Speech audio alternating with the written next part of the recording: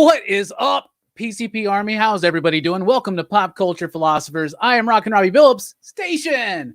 I hope everybody's doing fine. We have a fun conversation tonight with some really cool people that I got to know over the last several months. I've been able to be a part of their show, so I definitely wanted to invite them on to be a part of this show. But before we get into that, no, still haven't gotten the new comics, y'all. So no weekly comic book review part 2. Hopefully tomorrow, and hopefully we can get all that said and done before PCP movie night kicks off, because I don't want to cancel our Boys in the Hood movie review again. So PCP movie night tomorrow night, 9 p.m. Central Time, 9:05 p.m. Central Time over at Dylan's Comics, Dylan's Horror Show. This Saturday night, we're talking about our favorite 90s horror movies. And then Sunday night, Rockin Robbie Live returns with a very special Teen Dog Shades night. So with all that out of the way, let's bring in Jasmin and Mark from the podcast Geeks Unleashed. Welcome, everybody. Station. That was an awesome intro. Thanks for that. You're welcome. Thank you very much. Thank you so much for joining us. You don't even understand, y'all. Mark's in the UK, so it's a little late there, you know, but he's like, nah, I'm a night owl. This is my time, you know. Jasmine's in Texas. We all know that story. So We've made the universe work in our favor somehow. And we are all here together to talk about pop culture, movies, comics, life, all that and more. Speaking of all of that and more, Mark, tell us a little bit about Geeks Unleashed, what it is, where they can find it, what it's about. Geeks Unleashed was a long time ago. It was a website, it was a blog. There was loads of us. We used to write about loads of pop culture type stuff, but it kind of lost its sort of focus and we sort of brought it to a close. But me and Jasmine, we always kept in contact, but we used to chat all the time, just WhatsApp, whatever, call each other. And we were just always chatting about pop culture. And we were like, do you know what? Let's just bring it back, but let's bring it back as a podcast. And let's just record each other like every week, just chatting. And I think the first few weeks, we started it last June, and I think it was quite well timed with the pandemic. Obviously, can't go out, can't see our friends, and actually it's been quite a nice thing that's come back into our lives. And so we've put a bit of a format around it. We kind of have a weekly sort of news chit chat, like what's going on in the world of pop culture. Generally, we review 2 things every week. And those generally have been new subjects, whether they're TV, movies, that kind of thing, comics as well.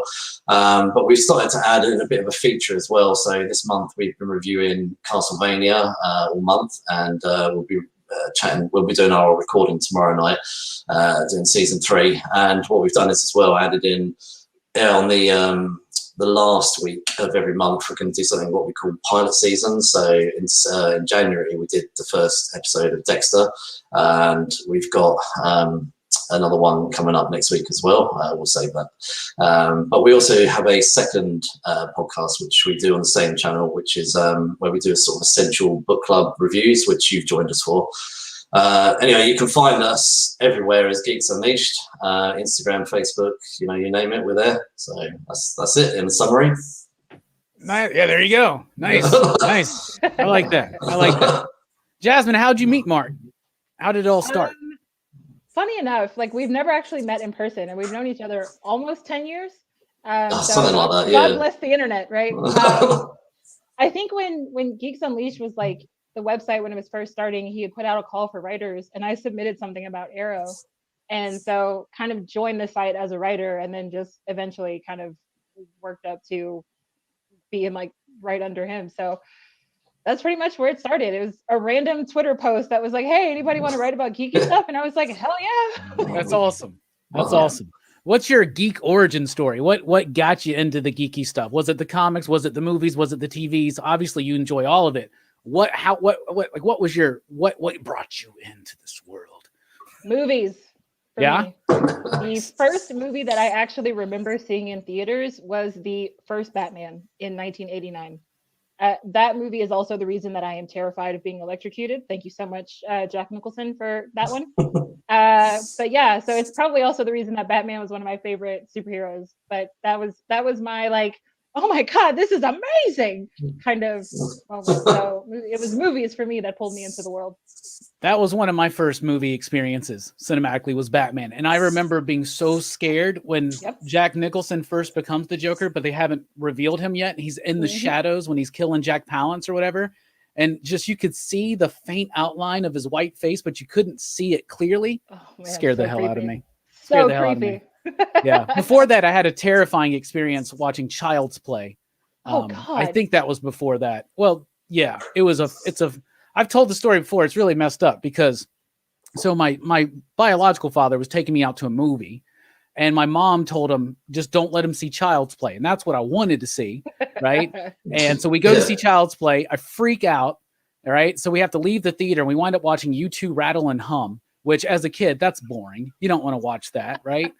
And I wanted to watch Child's Play. And then I go back home and my mom and stepdad had found out about it. And they had my Little Buddy doll and they duct taped a knife to it and put it up at the edge of my bed. I woke up freaking out. Oh yeah. Yeah.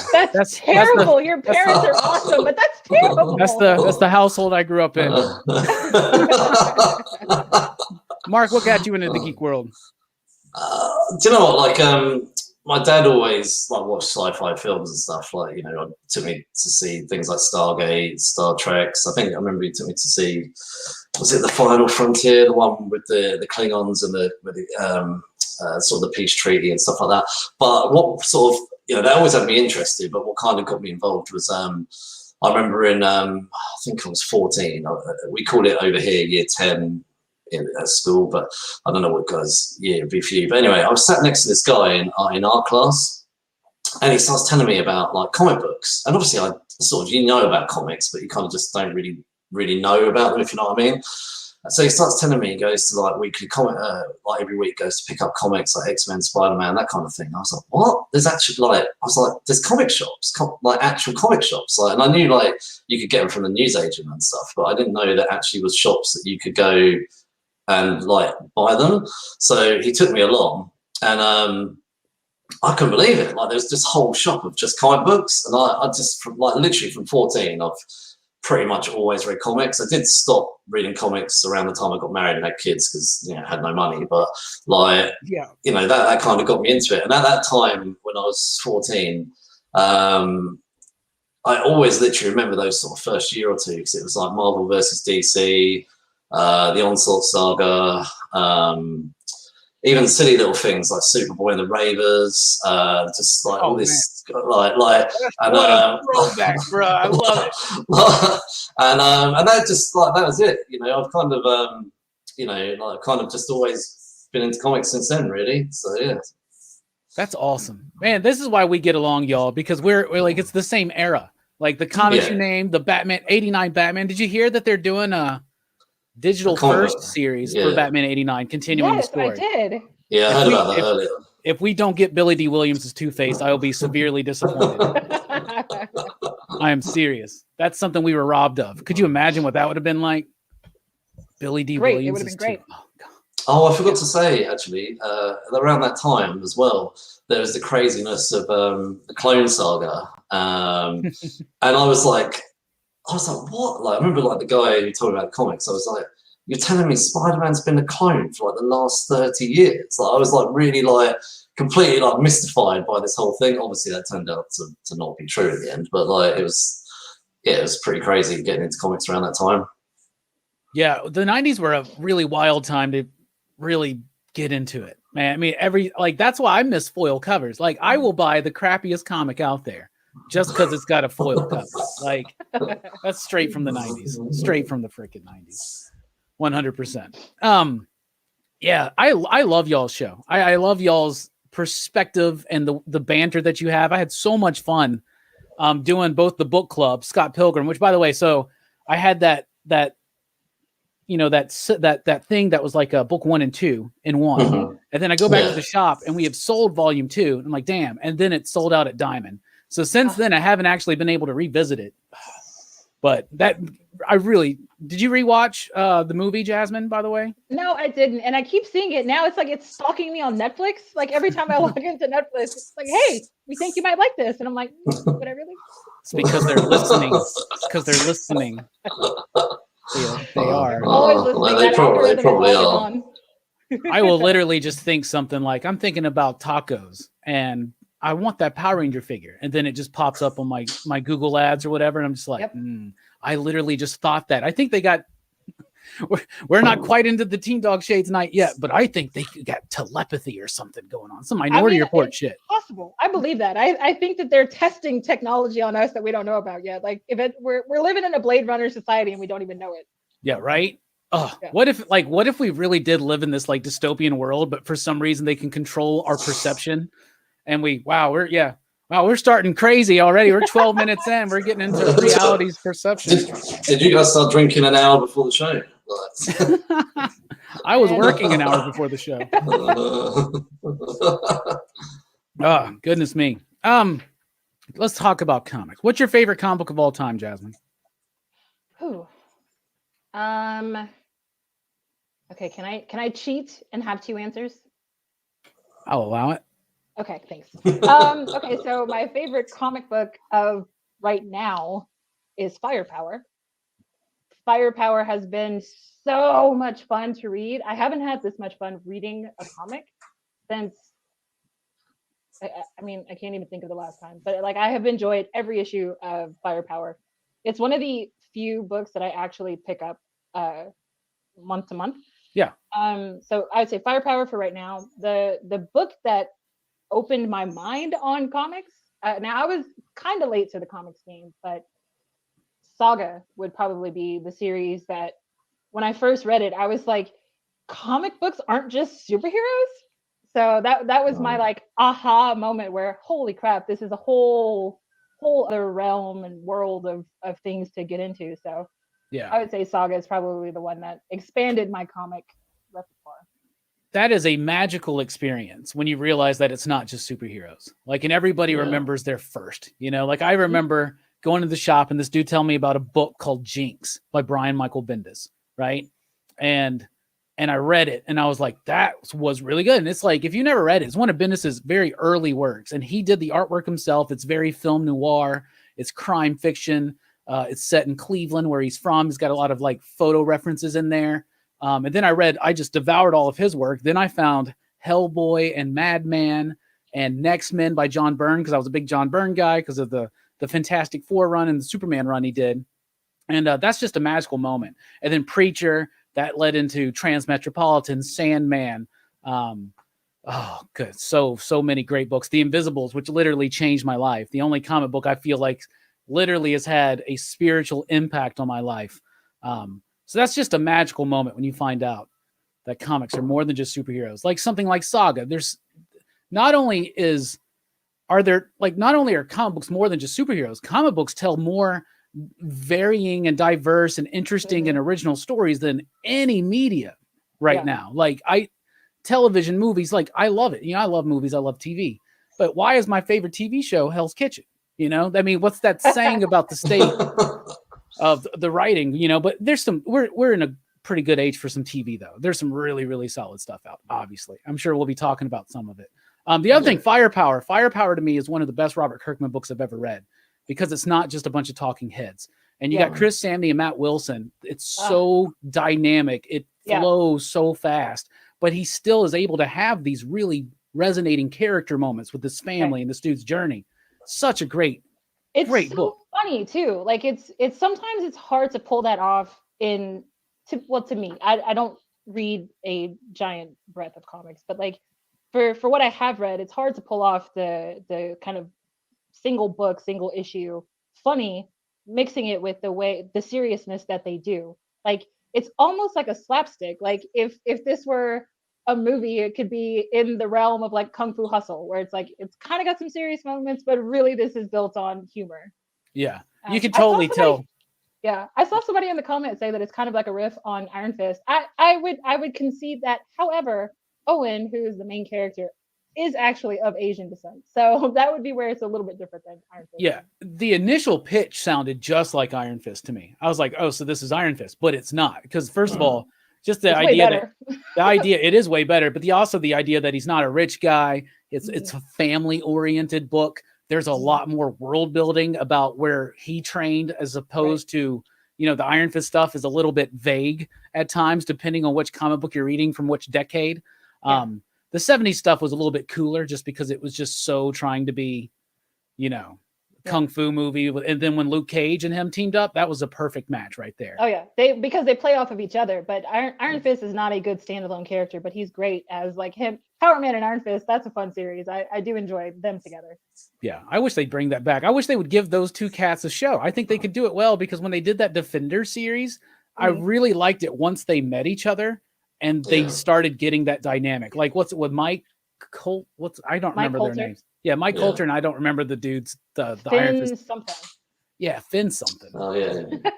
It's really weird that you mentioned this because like 2 weeks ago, started rewatching it, and like so last week rewatched season 1 of Daredevil, and then this week we just finished season 1 of Jessica Jones, and like we're going to watch it in order. So we've just literally like tonight started season 2 of Daredevil. But honestly, there's just such great shows. Like I mean, Daredevil is the best of all of them, but yeah, it's an amazing little universe, and I love the interaction. Like even when you've got the nurse Claire going between the shows, and just even little sometimes. I think in Luke Cage, like I think he hears Trish Walker on the radio, and yeah, all the little build up to Defenders. Defenders was a great miniseries. It's a shame more of that didn't happen. Well, the rights just went back to Disney, so Disney now has the rights. Well, to some of them, to Jessica Jones and to Punisher. Yeah, and Daredevil, they got Dee Dee back. So yeah, so who knows if they're gonna bring them into the MCU fold finally. Well, we know Charlie Cox is in Spider-Man 3. Playing Matt Murdock. They didn't specifically say Daredevil. I'm pretty sure he's just probably playing the lawyer, right? I mean, but that would be a cool little bit. That's what I think. So that would be cool. That's what I think. He'll end up defending Spider-Man. So he probably needs a lawyer. He did. And in fact, he needs Tobey Maguire and Andrew Garfield to help him sort it out. So whatever. I have opinions about that. I just don't know why anybody would ever want Andrew Garfield in another Spider-Man movie or ever revisit those movies in any kind of way. But that's just me. What do I know? But Emma Stone was brilliant. Emma Stone was brilliant in it. What's that? I said Emma Stone was brilliant in those 2 movies, though. She's okay. I mean, yeah, she's fine. I love Dennis Leary as her father, right? In the first one. But I cannot stand Andrew Garfield's Peter Parker. That is the most non-Peter Parker. Emo Spider-Man. Man, he's too cool, man. He's going through the hallway in a skateboard. He doesn't take responsibility for literally anything in either of those movies. It's all about, oh, woe is me. And like Peter's like that a little bit, but Peter's like that because he puts other people first all the time. And I didn't get that from this Peter at all. Like I thought he mistreated Gwen the entire time. I thought he was a D-bag to May. And I just whatever. I just don't. And I like Andrew Garfield and other things that I've seen him in. So yeah, whatever. Immortal Iron Fist is good. Somebody said that in the chat. The Matt Fraction, Ed Brubaker stuff that is really, really good. But Firepower is way different. It's definitely carved out its own identity. Mark, what are your favorite books right now? And evolved. I was gonna say with Firepower though, what I loved actually was how they released an original graphic novel before the comic started. I thought that was actually a really good hook. And don't get me wrong, not every creator has got the fan base to do that. Like we're not going to see loads of comic books launch original graphic novels, but I did think that was a great start to launching a series. Like me and Jasmine, we reviewed the graphic novel actually, and we weren't even planning to review it that week. I just picked it up just randomly, and I texted her saying we've got to change what we're reviewing this week. This is just so good. But no, I think probably like you commented a minute ago about when you get into comics and realizing they're not just superheroes. So that is, I think, from an outsider's point of view, it is like when I say sometimes people like collect or read comics, they're like, oh, Spider-Man, like or Superman, like people that just don't have any interest in comics. But actually, when you get into it, you start realizing actually there's just so much more. And when I started to discover like all these different comics and stuff, I think I had mainly stayed within the safety of superheroes, like I was picking them up weekly here and there, and I think the first one that really jumped out at me, and the one I probably love the most, is Why the Last Man. Also by Brian K. Vaughan. Yeah, y'all paid by Brian. Is he giving you a check for this? But no, I loved it. I loved that it had a start and a finish, and it was just so good from just the whole way through. Like, I loved Why the Last Man. It's such a great book. So that's probably one of my sort of favorite comics of all time. I would say another independent book that I loved. I only read the first sort of maybe 80 issues of it because I felt like, to me, it was that was enough of it. But was Fables. I kind of felt like the main story was done by issue 75, and I was quite happy with that. But I thought Fables was a really good non-sort of superhero book. In terms of probably what I'm enjoying at the moment, I'm actually quite enjoying Batman since the new creative team took over. The James Tynion stuff. Yeah. Like so since like the Joker War and all that kind of stuff, I think it's much better. Yeah. I like the Tom King run, kinda. I have problems with it. I think it's inconsistent. It should have been 50 issues, and I think it would have been very powerful. Tom King is better in short form, I have found, because all these 12-issue series he's doing, including right now Rorschach, Strange Adventures, and Batman Catwoman. I'm loving all three of those books, like, immensely. And then the other ones like Omega Men and The Vision. The Vision was amazing, which there's a little bit of influence of that book onto WandaVision, just a little bit. But yeah, the tiny stuff's fun. And the best part of that to me is Jorge Jimenez's artwork. I love that cat's artwork so much. Blows me away. I'm not a Tom King fan. I didn't know. He's talked about that several times. Every time we come up on a Batman issue, he's like, well, Tom King. It's better. Yeah, Tom King, no, not for me. Yeah, I'm not enjoying at all either the Bendis run on Superman. I'm glad that he's off that book. Oh man, I hated that run so much. Yeah. I'm so glad it's over. I'm but so ready for I was reading, the Future State, the Superman, is it Worlds of War? And he's meant to be taking over the Superman book from, I think it was next month actually. Yeah. But that Worlds of War book is just so good. Like, I was considering not carrying on with Superman, but he's given me quite a taste for what's to come. Yeah, so I don't care. I couldn't tell if you stopped or if like your audio cut out. I really Philip Kennedy Johnson, right? So he does the Last God, which I fell out of because it's got beautiful artwork, but it's like this fantasy D&D type thing. I don't know, but it's like apparently a very elaborate in its world building. But those two issues, now I have not liked any of the backup stories in that Superman book, really. I know, and it sucks because I keep telling people, yeah, it's a good book. They're like, is it worth it? I'm like, it's not worth $8. If it was $4, I would tell you, yeah, buy it. But 2 issues, and I am ready. First of all, I'm just ready because I hated the Bendis run too. I thought it was so dull, so boring, and like I cannot comprehend the reveal of the identity. Like, I just don't understand how this. Because it comes out of nowhere, Mark. If you read the whole run, it comes out of nowhere. He just. I've read the whole run.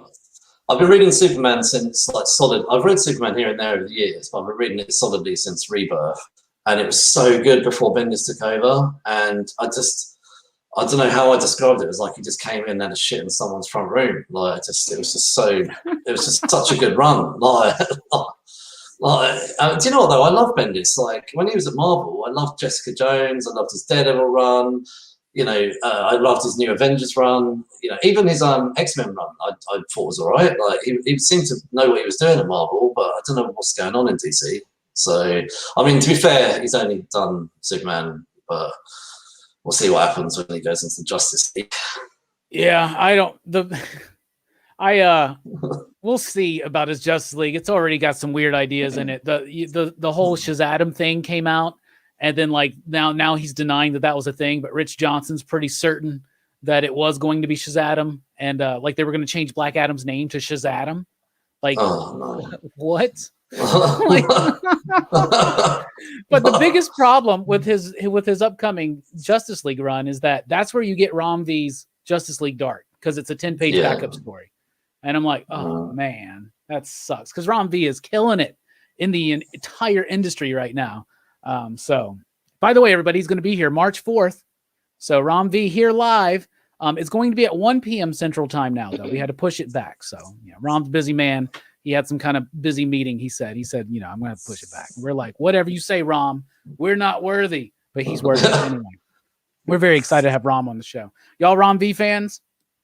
Yeah, to be honest, I've read the 2 issues of Swamp Thing. I thought they were amazing. So I've never read Swamp Thing before, but they thought they were pretty good issues. So I would pick up the series when he comes back for the New Frontiers series? The Infinite Frontier one. Oh yeah, Infinite. Sorry, I keep saying New Frontiers. Sorry, yeah, Infinite Frontier. Yeah.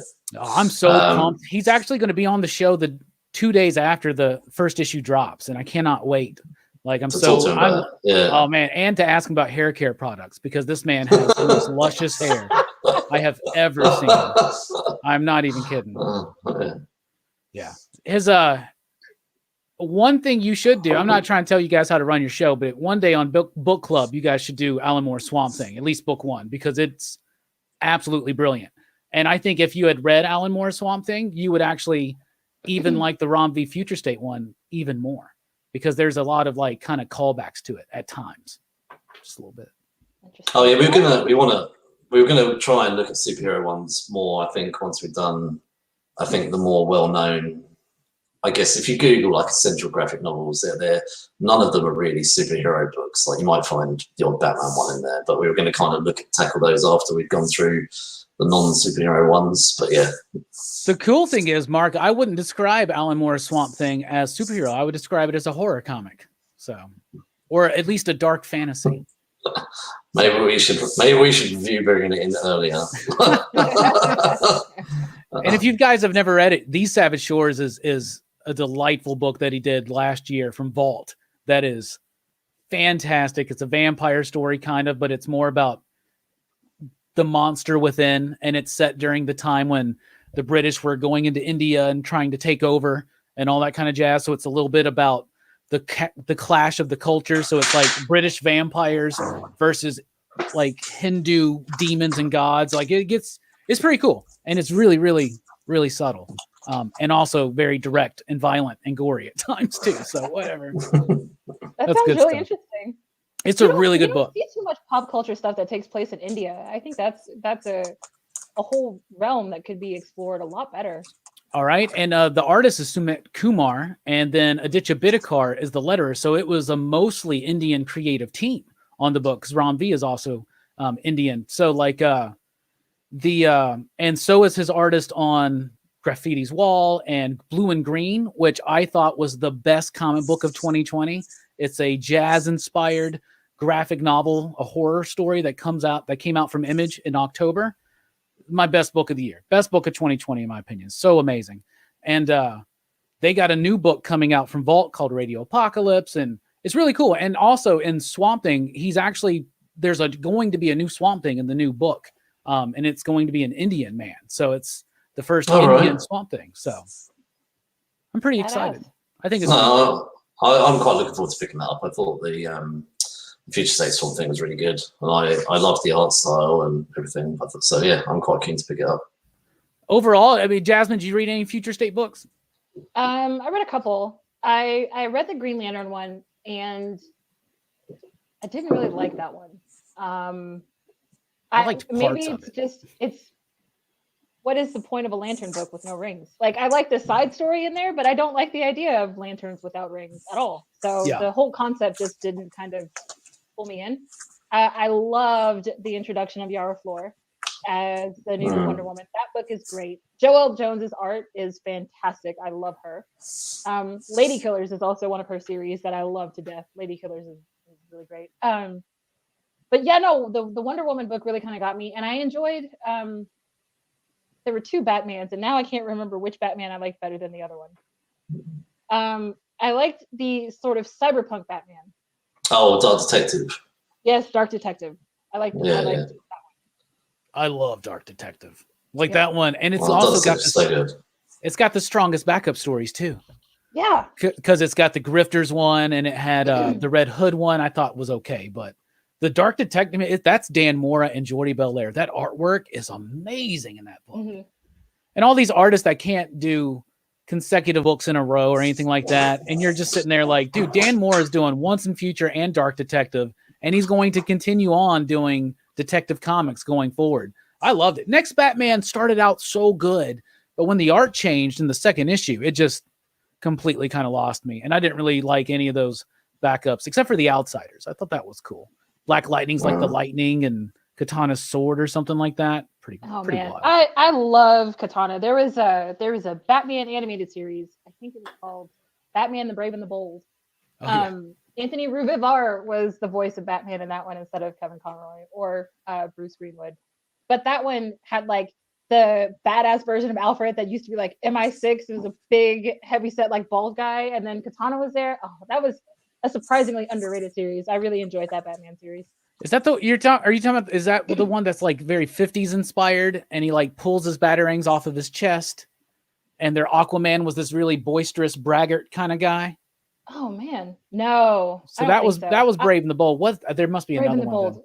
Oh, what is that one called? You're right, Brave and the Bold, because Diedrich Bader was the voice of Batman in Brave and the Bold. Yeah, and it has that great Aquaman musical moment where he's like, "Who are you, a man or a Superman?" That was a really fun Batman series. I did enjoy that one as well. But the other one that I was talking about with Katana, that was great because Katana got a lot of screen time, and you got to see. Beware the Batman. Beware the Batman. That's it. Oh, that's the WB one where the Joker was like all crazy and like shoeless and stuff like that. Mm-hmm. Yeah, that's a cool series. Yeah, that one was cool. So I enjoyed the Katana story because it reminded me of that series. Nice. I like Katana. She's a really cool character. I would love it if they actually put her in a movie because they haven't. I was going to say, can we use her more in Suicide Squad 2, please? I know. Like, why is she? She's not even in there, is she? Well, isn't she? Is she in there? I don't remember. They got a lot of people in that one. All I can think of in my head is Idris Elba and John Cena. Because I'm like, okay, you got me with those two. That's all I need. Oh, and Harley's wearing pants now. You sold me. Because I really, really liked the Birds of Prey movie. Like, surprisingly. I usually am so annoyed with the character of Harley Quinn. Harley Quinn, Deadpool, that kind of thing. But she was in the Arrow series as well, wasn't she? Like Katana was did they use her in Arrow? I'm pretty sure. Yeah, I think she was in Arrow. Yeah. Yeah, I think so. I don't know. I only watched like the first. I watched too much Arrow. I watched more than I should have. I think I may watch like 4 seasons of it. That was more than I should have. Do you guys like the Arrowverse? I did. I didn't keep up with it. So like the way it started out, to me, it started out horrible. Like it took 9 episodes to get good in the first season, but once it hit that 9th episode, it was kind of just like a really solid, good show until the end of the 2nd season.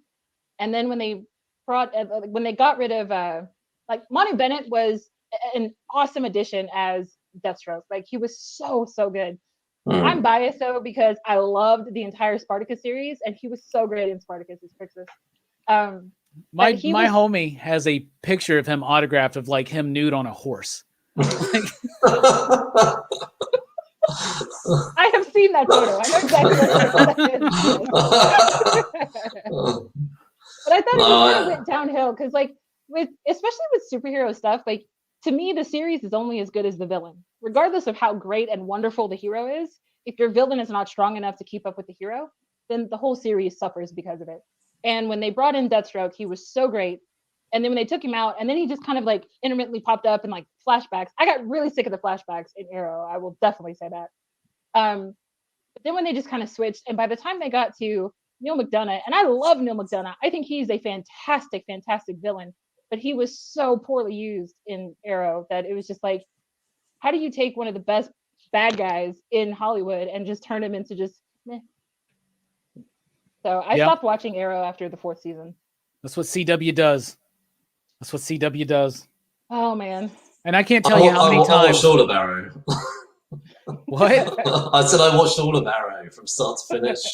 Do you know what though? The strongest season was the last season, which was 12 episodes. I thought that was actually one of the best seasons they did. Like, I thought it was good because it was shorter. And this is something actually me and Jasmine say sometimes. 22 episodes is just too long for like most things. Like, and it was really good that Arrow was 12 episodes in that last season because they there was no filler episodes. It was like punchy, and they didn't go off the beaten path. Every episode just felt like it was well planned, well structured, and I just enjoyed that last season. And when I watched that last season, I was like, oh man, it's a shame they're actually bringing the show to an end. But Arrow did get lost a little bit in the middle, and I think its biggest problem was it was so trigger happy to kill off its cast.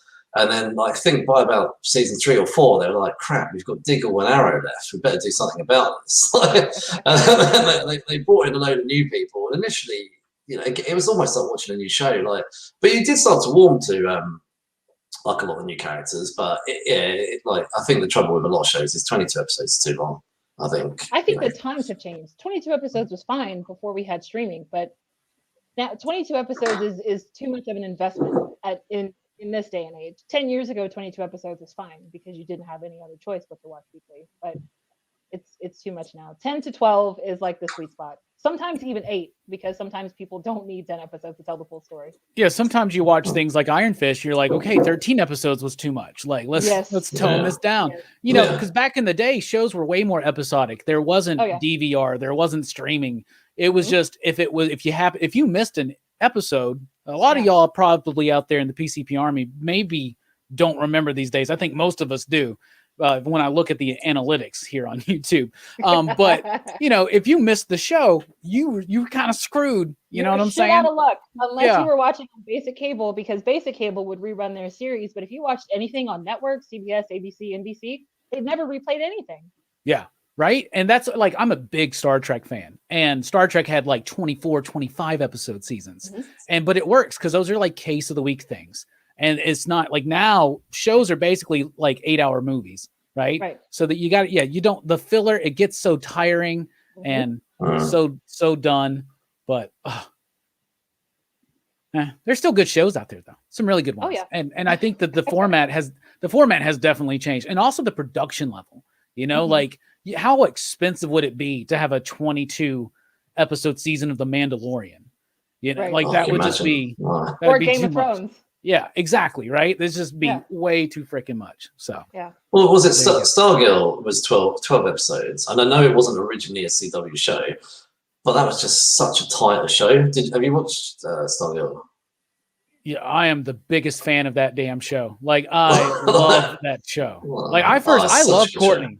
I love the character. I read Stars and Stripes when it first came out, and when Jeff Johns relaunched JSA, and I've always been into her. And when this show, I was really excited for when it moved to CW, or when they were like, it's going to be aired on CW as well. That's when I was like, dude, and somebody was like, well, don't worry, in season 2 they're going to kidify it. I'm like, it literally has a kiddie Justice Society, and I'm cool with it. Like, I love that show. Luke Wilson, Amy Smart, all the villains are so.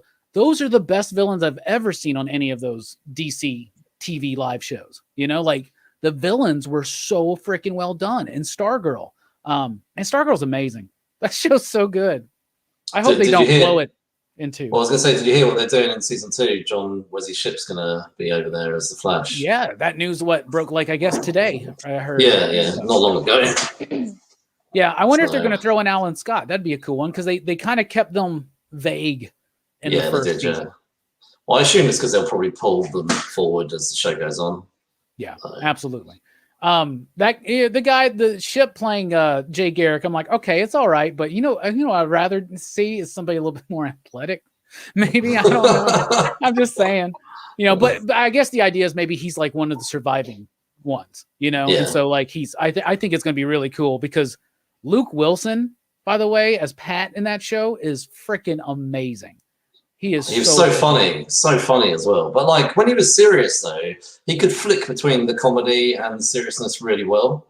Yeah. He's a really good actor, I think. Okay, fine. I will add Stargirl to my list. I'm not kidding. The Injustice Society are incredibly threatening. Like villains you've never cared about or probably even heard of. Brainwave, Icicle. Like nobody cares about these villains. And they are legitimately so threatening. To me, at least in the show. And yeah, it's about a bunch of kids kind of becoming the next Justice Society, but it works. It's got an incredible supporting cast. I hope they don't Because is the next season still going to be produced for HBO Max and then released on CW, or is it straight up a CW show now? I don't know. I've got the feeling it was CW, but I don't know. I get worried about CW, man, just I because know. I mean, they're fine. They do what they do, and I respect them for what they do. But what they do isn't geared towards 40-year-old men in Alabama. Probably. Probably not. No, but then, yeah. And I accept that, and I'm okay. You know, if I'm too old for the CW, I'll deal with it. You know, I remember when I used to watch Angel and Buffy on there all the time. So. Oh yeah. I was talking to Mark about Walker, and we watched the pilot of that. It's terrible.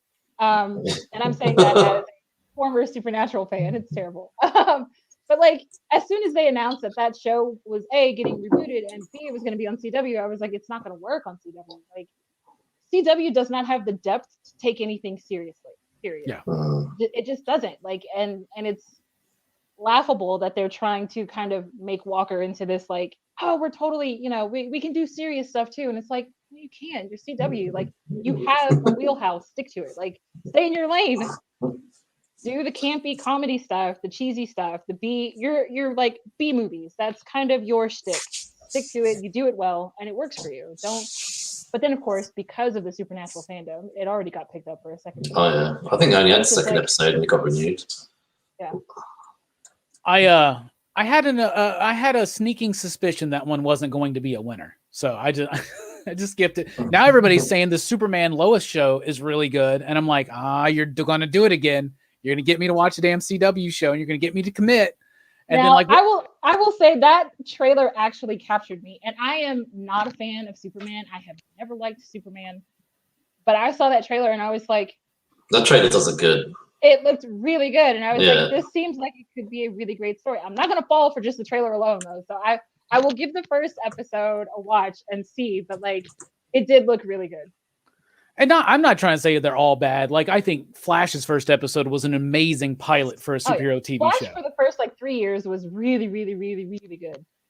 Yeah, I do think the first season's pretty solid. The second season, good, but weaker. And the third season's where it started losing me because I was like, these fuckers are really going to just give us another evil speedster, aren't they? Oh, they need to drop the evil speedster. The evil speedster thing needs to just stop. Like, you know, do you know what I actually quite liked about the Flash was, you know, obviously a lot of shows got cut early because of COVID.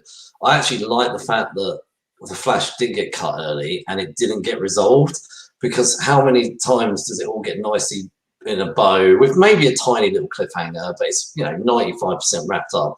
I actually thought it was pretty cool that Iris was still stuck in this like mirrorverse, and you know, and the villain, you know, sort of wasn't really wrapped up at the end of the last season of Flash. But I knew that was because of COVID. But actually, I thought it was done well for the Flash to not have it all wrapped up so nicely. So, but no, the Superman Lois thing, I think it's gonna be cool. Like, what's his name, Tyler Hoechlin or something from, I know it's terrible, but Teen Wolf. But he does but in Supergirl though, he is a really good Superman. I actually was surprised that I liked him as much as I did.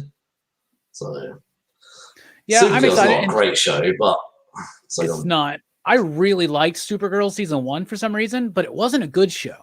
But like, for some reason, I was really fascinated by it. And then, so I was even excited when, because you hear that CBS is going to get rid of it, and then CW picks it up, and you're like, okay, I'm glad it's living and surviving. And you hear they're going to do the crossover, and I was all excited. And man, I just really hated season 2. And then I think I started realizing, I was like, I think I like Cat Grant. I think that's the one thing I liked was, what's her name, Callista Flockhart as Cat Grant. She was amazing. And when they moved to CW, they lost her because they switched their location.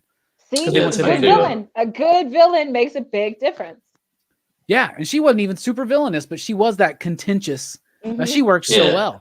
Now, she would have been like the thorn in her side, wouldn't they? She would have been like the thorn in Supergirl's side, you know. So, but yeah, like I say.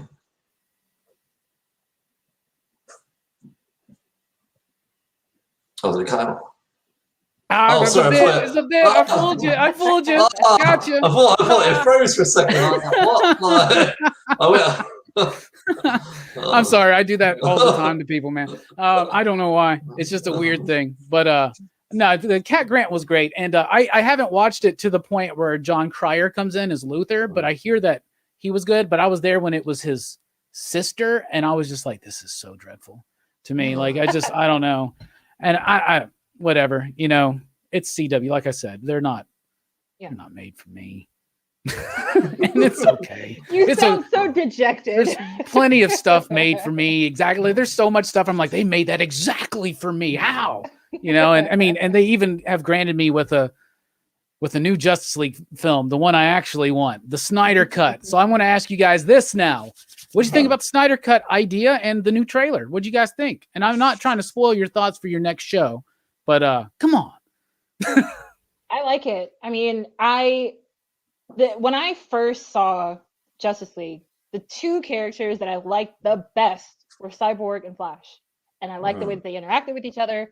I liked the actors individually. I thought that they were probably the best part of the entire Justice League film. So the idea that we're going to get more Cyborg story in this one, I'm super, super stoked about. Same.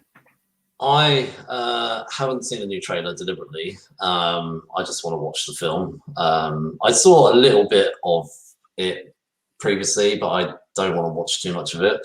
I just want to sit down and watch it. And I know it's going to be 4 hours, so I'm debating whether or not I can watch it all in one go. I might need to have a toilet break in the middle, but I'm actually, from the little bit that I did see the first time they released the trailer, I'm excited about it. And from what I've heard is he's kind of scraped away a lot of the sort of Joss Whedon type stuff and made it how he wanted it to be made. And I enjoyed Man of Steel. Batman versus Superman was mostly good. I didn't like Lex Luthor in Batman versus Superman, but I am excited for the Snyder Cut, and I'd like to see it. I think it'd be nice to have a director. Obviously, he started it and didn't get to finish it under obviously sad circumstances. So it's nice that not many people are given the opportunity to go back and finish something they started, because there must be other directors that didn't get to finish something because of various reasons. So I think it's great that there was a fan base that managed to make that happen. So I'm excited to see his final, for passionate fan base. I'm excited to see that final product, like what he wanted. Yeah, I am too. I'm so like, I was on board with his vision, whatever. So I was like, okay, I get it. He understands a little bit of mythology, right? And he really likes Frank Miller, right? And I think he actually has a better interpretation of Superman than Frank Miller does, right? I love Man of Steel. I freaking love Batman versus Superman, the ultimate cut, and I really like that one yet. I don't know if it will sell you on Jesse Eisenberg as Lex Luthor, but it will make his Lex Luthor, at least his plan in the movie, make more sense to you. I think, because they really like. There's a lot of stuff missing about him and Lois in particular. In fact, BVS feels like a Batman movie, right? But BVS Ultimate Cut feels like a Superman movie with Batman in it, right? So it feels more balanced. I would encourage anybody that halfway liked the theatrical cut to watch the extended one. And it's great. The problem with Lex, though, is that he was just so much younger than everyone else. Like, I liked how insanely eccentric the villain was, but it's just like, you don't expect me to believe that Jesse Eisenberg is on the same, like, in the same even like tax bracket or generational bracket as like Ben Affleck and Henry Cavill. That is a bit of a weird stretch. That is a bit of a weird stretch. And maybe he was trying to do something. He was too camp for me. Well, have you ever seen Gene Hackman play Lex Luthor? Oh God, that Superman was terrible. I mean, that's campy as I love it. I love his Lex Luthor, but he wouldn't wear a bald cap except for that last scene at the end. But and I get what I get what Zach was trying to do. He was trying to be like, what would Luthor be like today? Yeah. Like, and I understood that part. I was just like, and I thought Jesse did well, but it's just like you're not the right age, and that's really the only issue with that Lex character. You're not the right age. You're too young. One thing I did like, though, is that he was the corporate guy and he was insane, because Lex is both. And people a lot of times will write him one or the other. He's either just a mad scientist or he's the corporate mogul. Well, he's actually both. He's crazy. He's not all right in the head. And every time they try to have them do this heroic pool, it's like, no, that's why I love like all the Scott Snyder lead up to Death Metal, where he's trying to collect all these dark forces of the universe and raise this god. And people are like, why would Luthor do that? I'm like, because he's fucking crazy, y'all.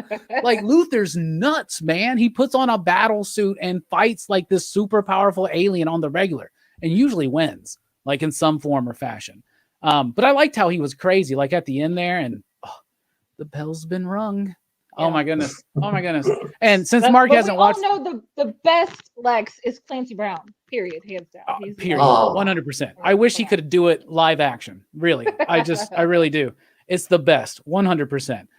Because unfortunately, I do think the best Lex Luthor we've had on cinema is Kevin Spacey, who I used to be such a big fan of. What a narcissistic asshole. So screw that guy.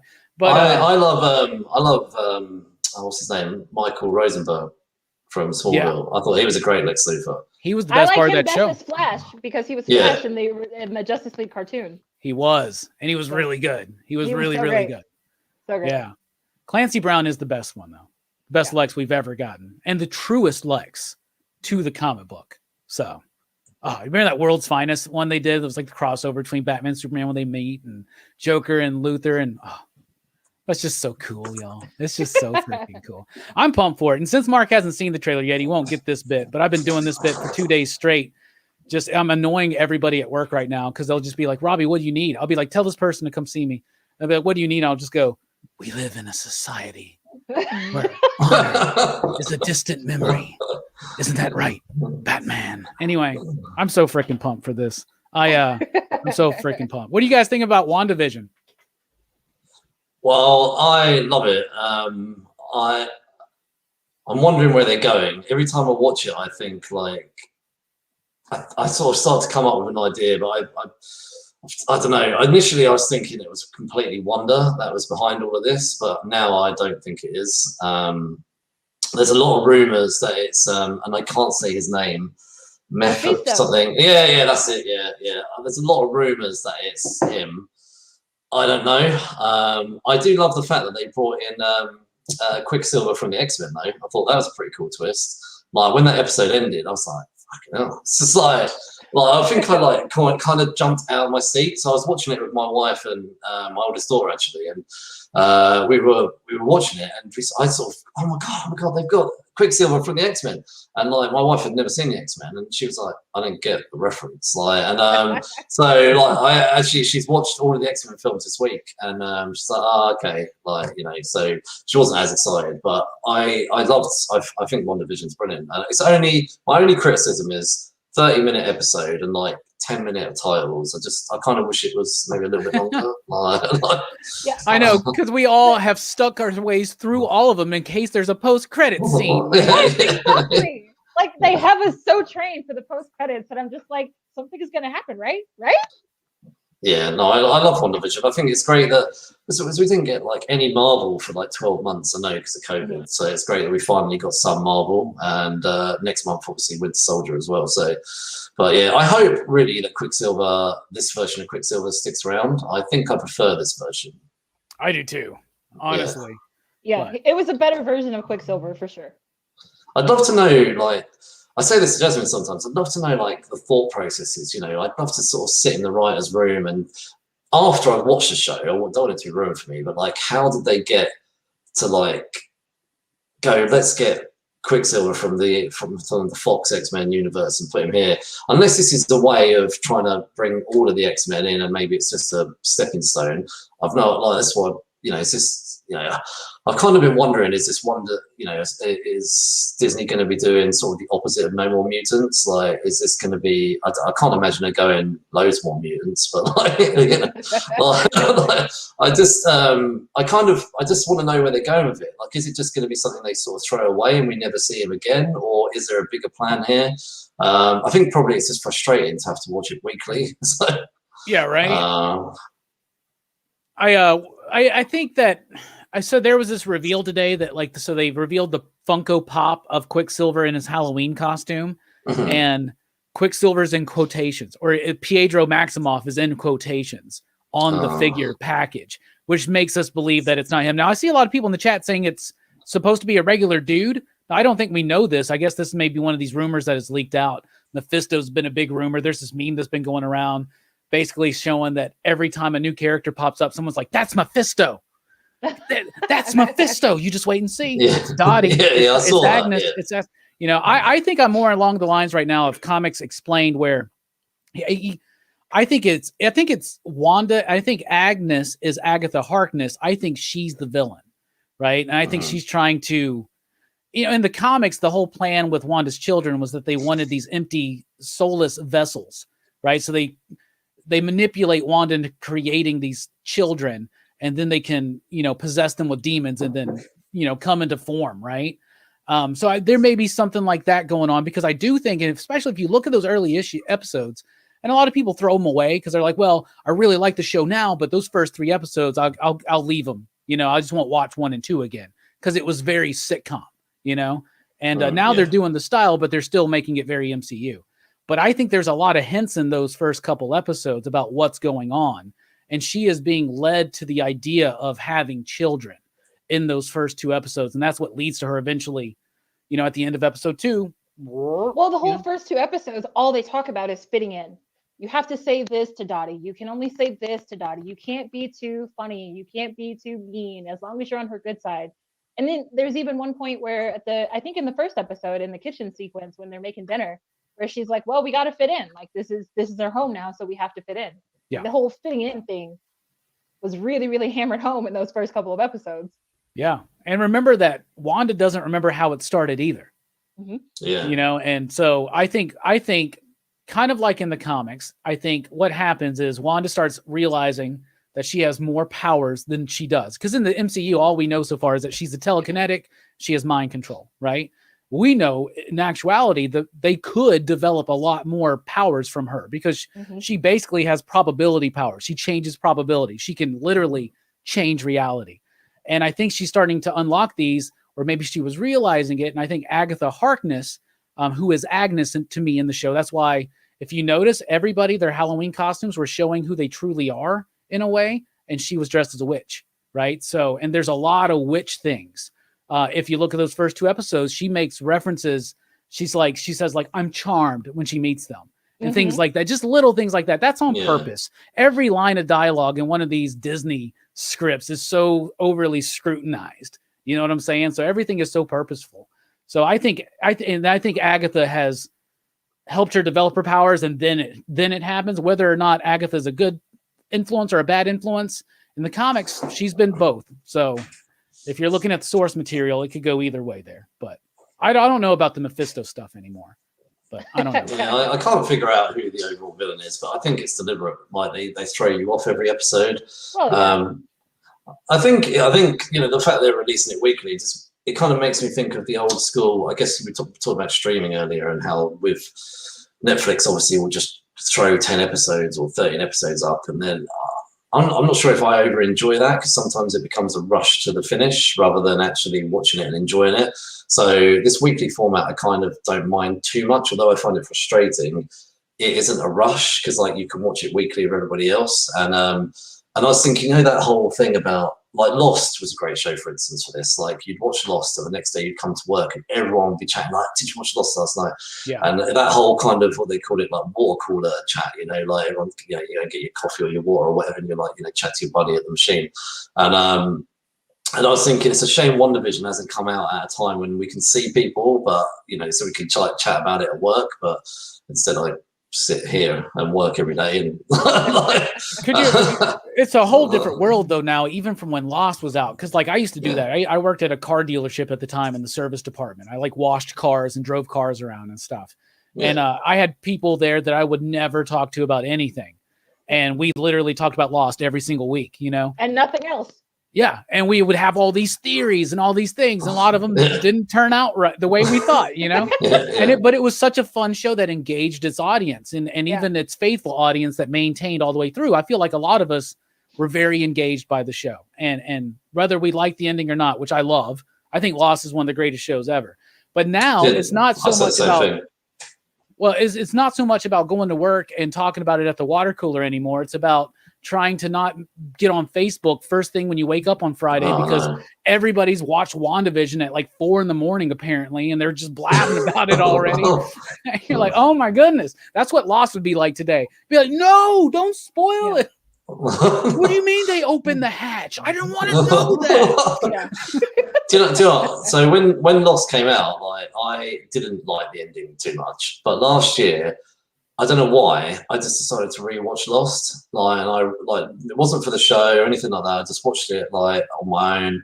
Watched all 6 seasons within. I think I did like a season a week. I just went straight through it, and I tell you what, watching it all back to back with not having to wait, it made me change my opinion of the ending, and I realised how much of it, I know people dismissed it, but how much of it was planned from start to finish. And I would probably put Lost up there as probably one of the best shows ever made. It might get shot by some people. It's the ultimate long game, right? Yeah. Truly. You can tell. You can tell where it was faltering in season 3, and that's what they admit. Yeah. It was like in 3, but they were like in the middle of 3 when the writer strike happened. They formulated that plan, and from that point forward, you can definitely tell that it, like, especially like you said, Mark, when you watch it all together like that. And I did that a couple years ago. And it's very rewarding. And because there's things like a lot of people claim were never revealed that actually were just early, just a throwaway line, maybe, you know, and things. Well, there's things like the numbers as well. Like people are, the numbers never got revealed. But when you rewatch it, they were revealed, but in a throwaway line. Like they say something like, "Oh, what's the barcode or something?" And the barcode was the numbers. It was just a barcode. It was like there was nothing more to it than that, and it had just blown up to this bigger mystical thing than probably needed to be. Well, weren't the numbers also part of that dial where Jacob would go and like he would change the dial to their number and he would be able to watch them in their real life, and so he determined who the candidates were, and they were numbered on the dial. And so it was like it was the 4th one, the 8th one, the 15th one, the 16th one. Right? Oh, okay. I hadn't picked that up. You remember that? There's like a lighthouse. I do remember. I do remember that. I do remember that. Yeah. And when they changed the dial to like 4 or whatever, it's Hurley or something like that. When they changed the dial to 8, it's but that's, and that's why the whole show centers around those specific people, obviously. But I love it. No, I to be honest, there was like even like right at the very end when they get talking to the black smoke monster, and Jack asks him, were you my dad on the beach, whatever.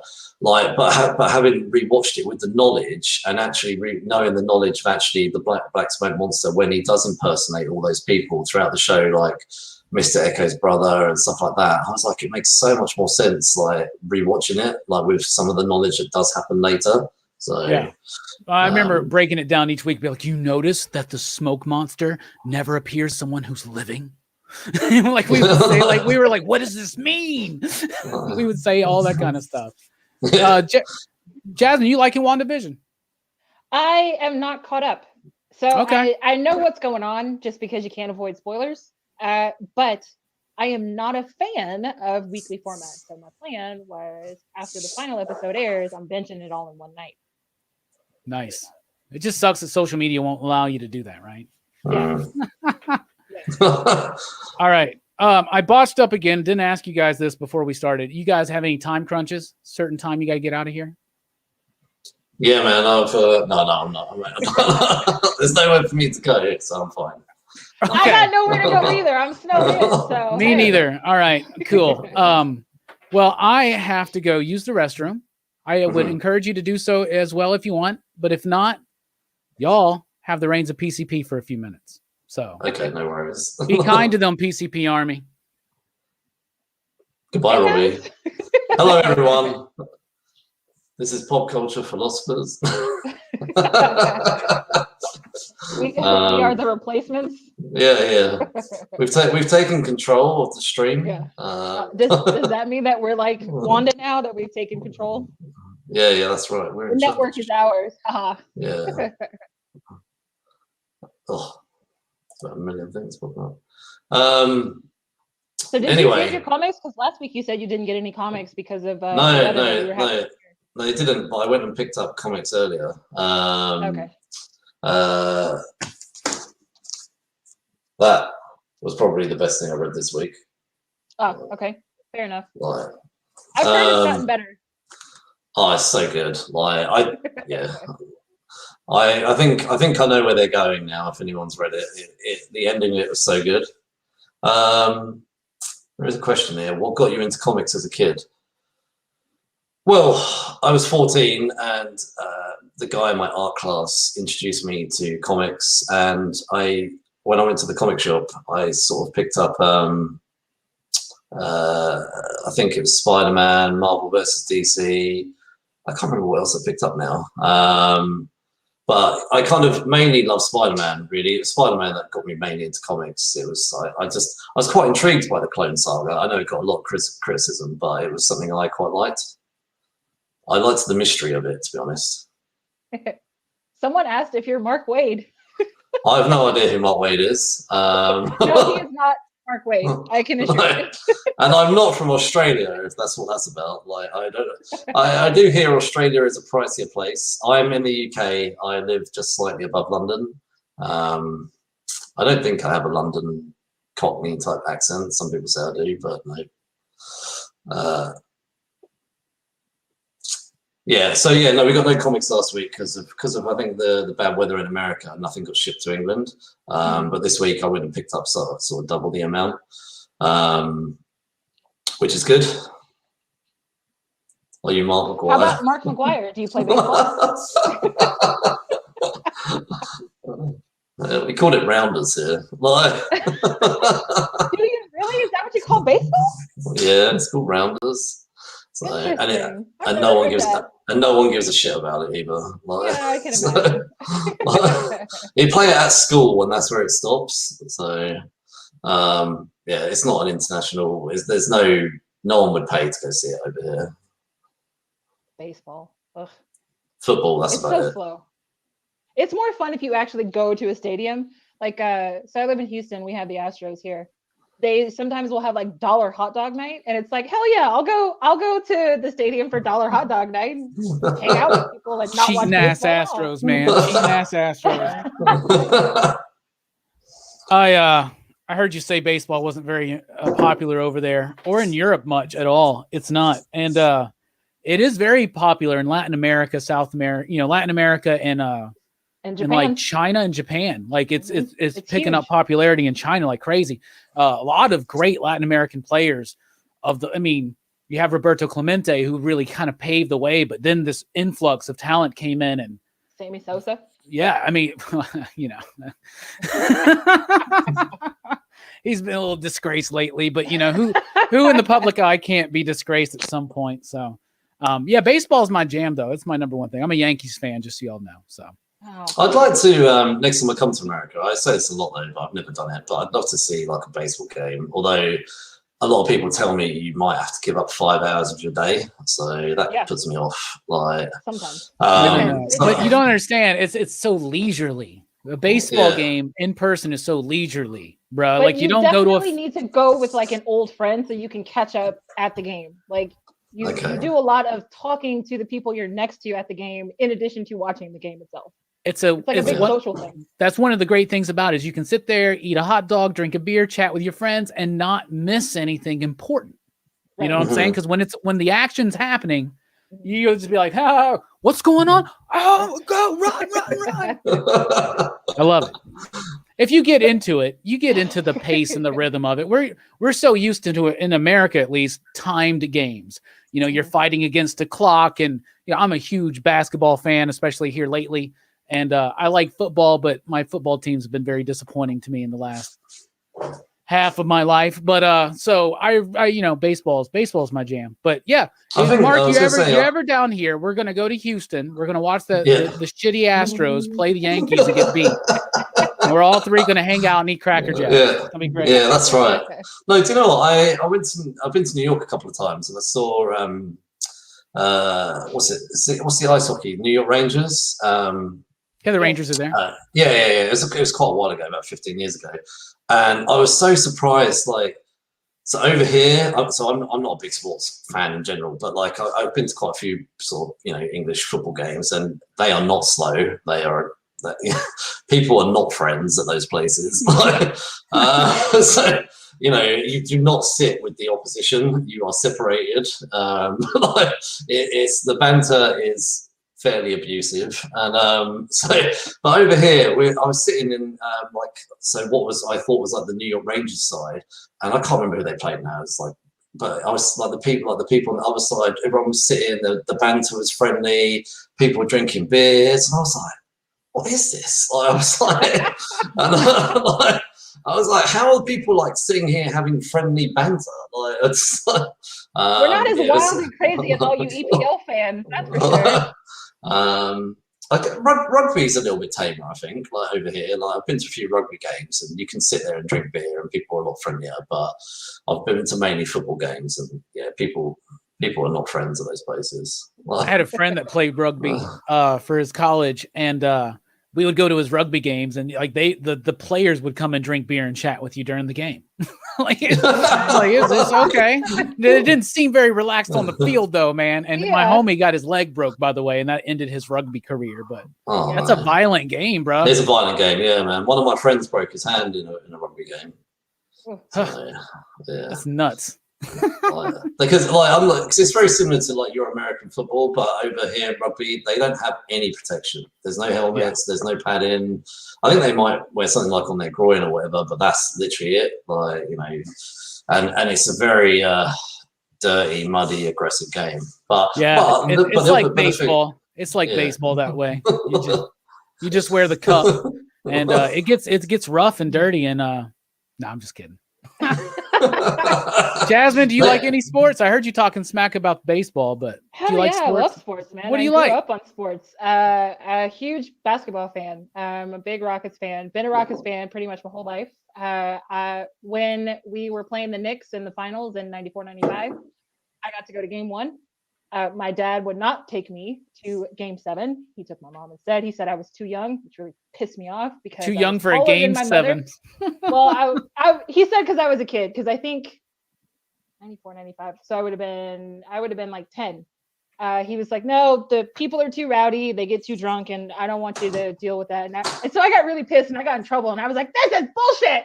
And he was like, you can't say that. I want to go to game 7. Anyway, I didn't get to go to game 7. Then the next year we swept the Magic, and I got to go to,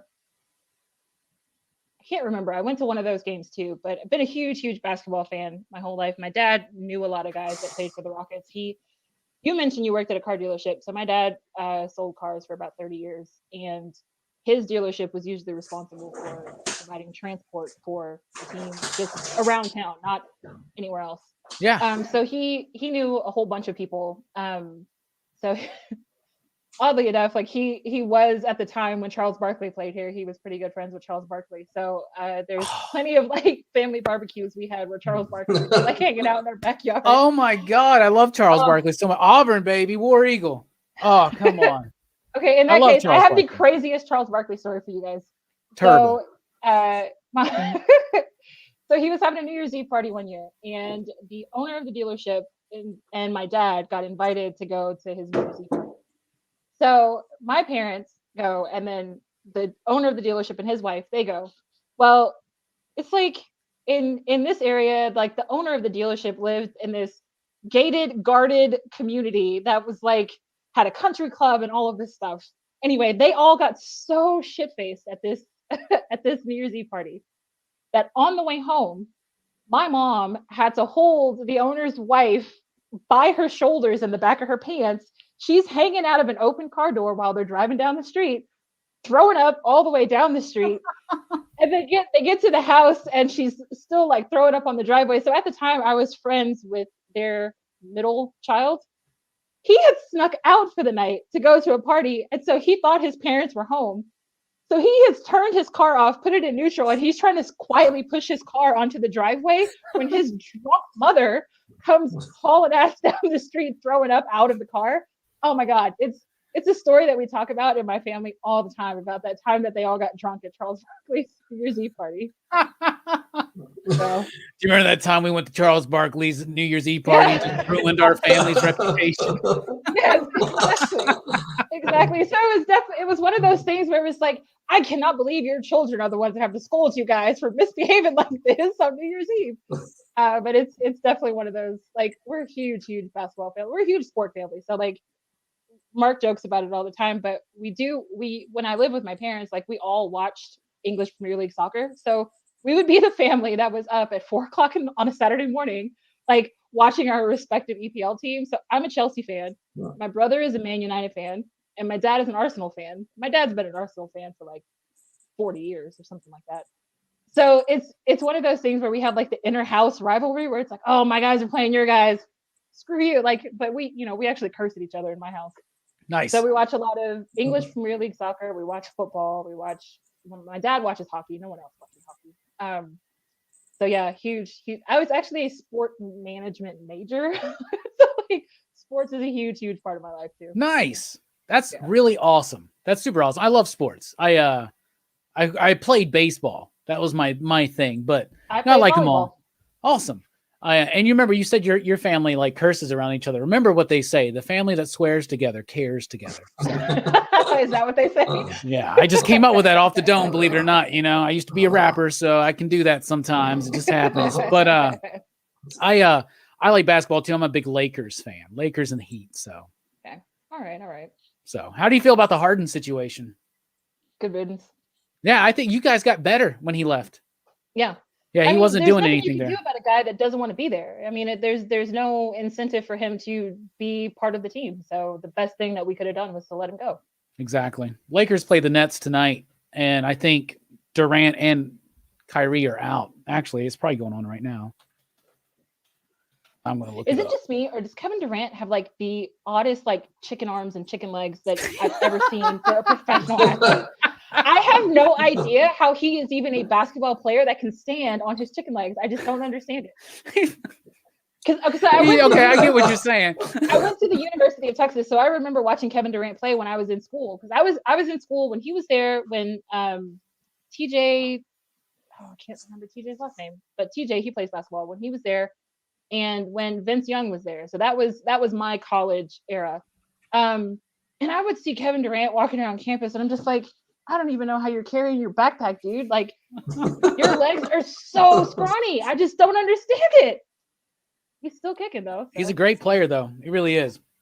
But he's out. So when the Lakers win tomorrow, everybody will be talking about, well, KD and Kyrie weren't there and blah, blah, blah. Harden's a good player, but it's got to suck to be like a fan of a team when it's so obvious the dude doesn't want to be there. Yeah. And he's just half-assing it, and it's just got to be so frustrating. Y'all, I don't know how y'all are doing right now, but y'all got better when he left. I know that. So, well, we've been competitive the past few years, but at least the Rockets are making better decisions than the Texans. So that's about all I can say about Houston. The Texans have managed to. I feel like the Houston Texans are the NFL's development league. Like, people come here, they play for us, then they go someplace else, and then they win rings, and it's like, what the hell are we doing here? So you're a Texans fan, obviously. I'm a Cowboys fan. I'm a Cowboys fan. It's just a natural thing. I'm actually a Green Bay fan. Green Bay is my favorite team, but I root for the home team too. So nice. I'm a Cowboys fan, unfortunately, and everybody gives me shit. They're like, "Oh, Robbie likes the Lakers, the Yankees, and the Cowboys." I'm like, you realize that the Cowboys are not really a relevant team aside from just the brand? Like, stop giving me shit, yo. Like, I was in middle school. When I was in middle school when we last won a Super Bowl. Okay, calm down. But whatever. We're totally lost Mark. He's just like, I know. Sorry, Mark. I keep saying to Jasmine, I should probably try and learn more. American sports probably appeal to me. Like, they do appeal to me, but I haven't put. You don't have to fluff us up just because we're Americans, man. We're all shit over here, dude. You don't have to worry about us. You don't have to boost us.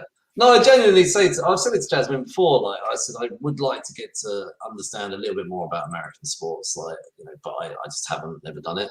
And probably it might be good to sit with someone and watch a game with someone who's American rather than sitting over here on my own or like my family and try and figure it out. I keep telling you, we play 2 NFL games over there in Wembley Stadium. You should check it out. Yeah. No, that'd be good.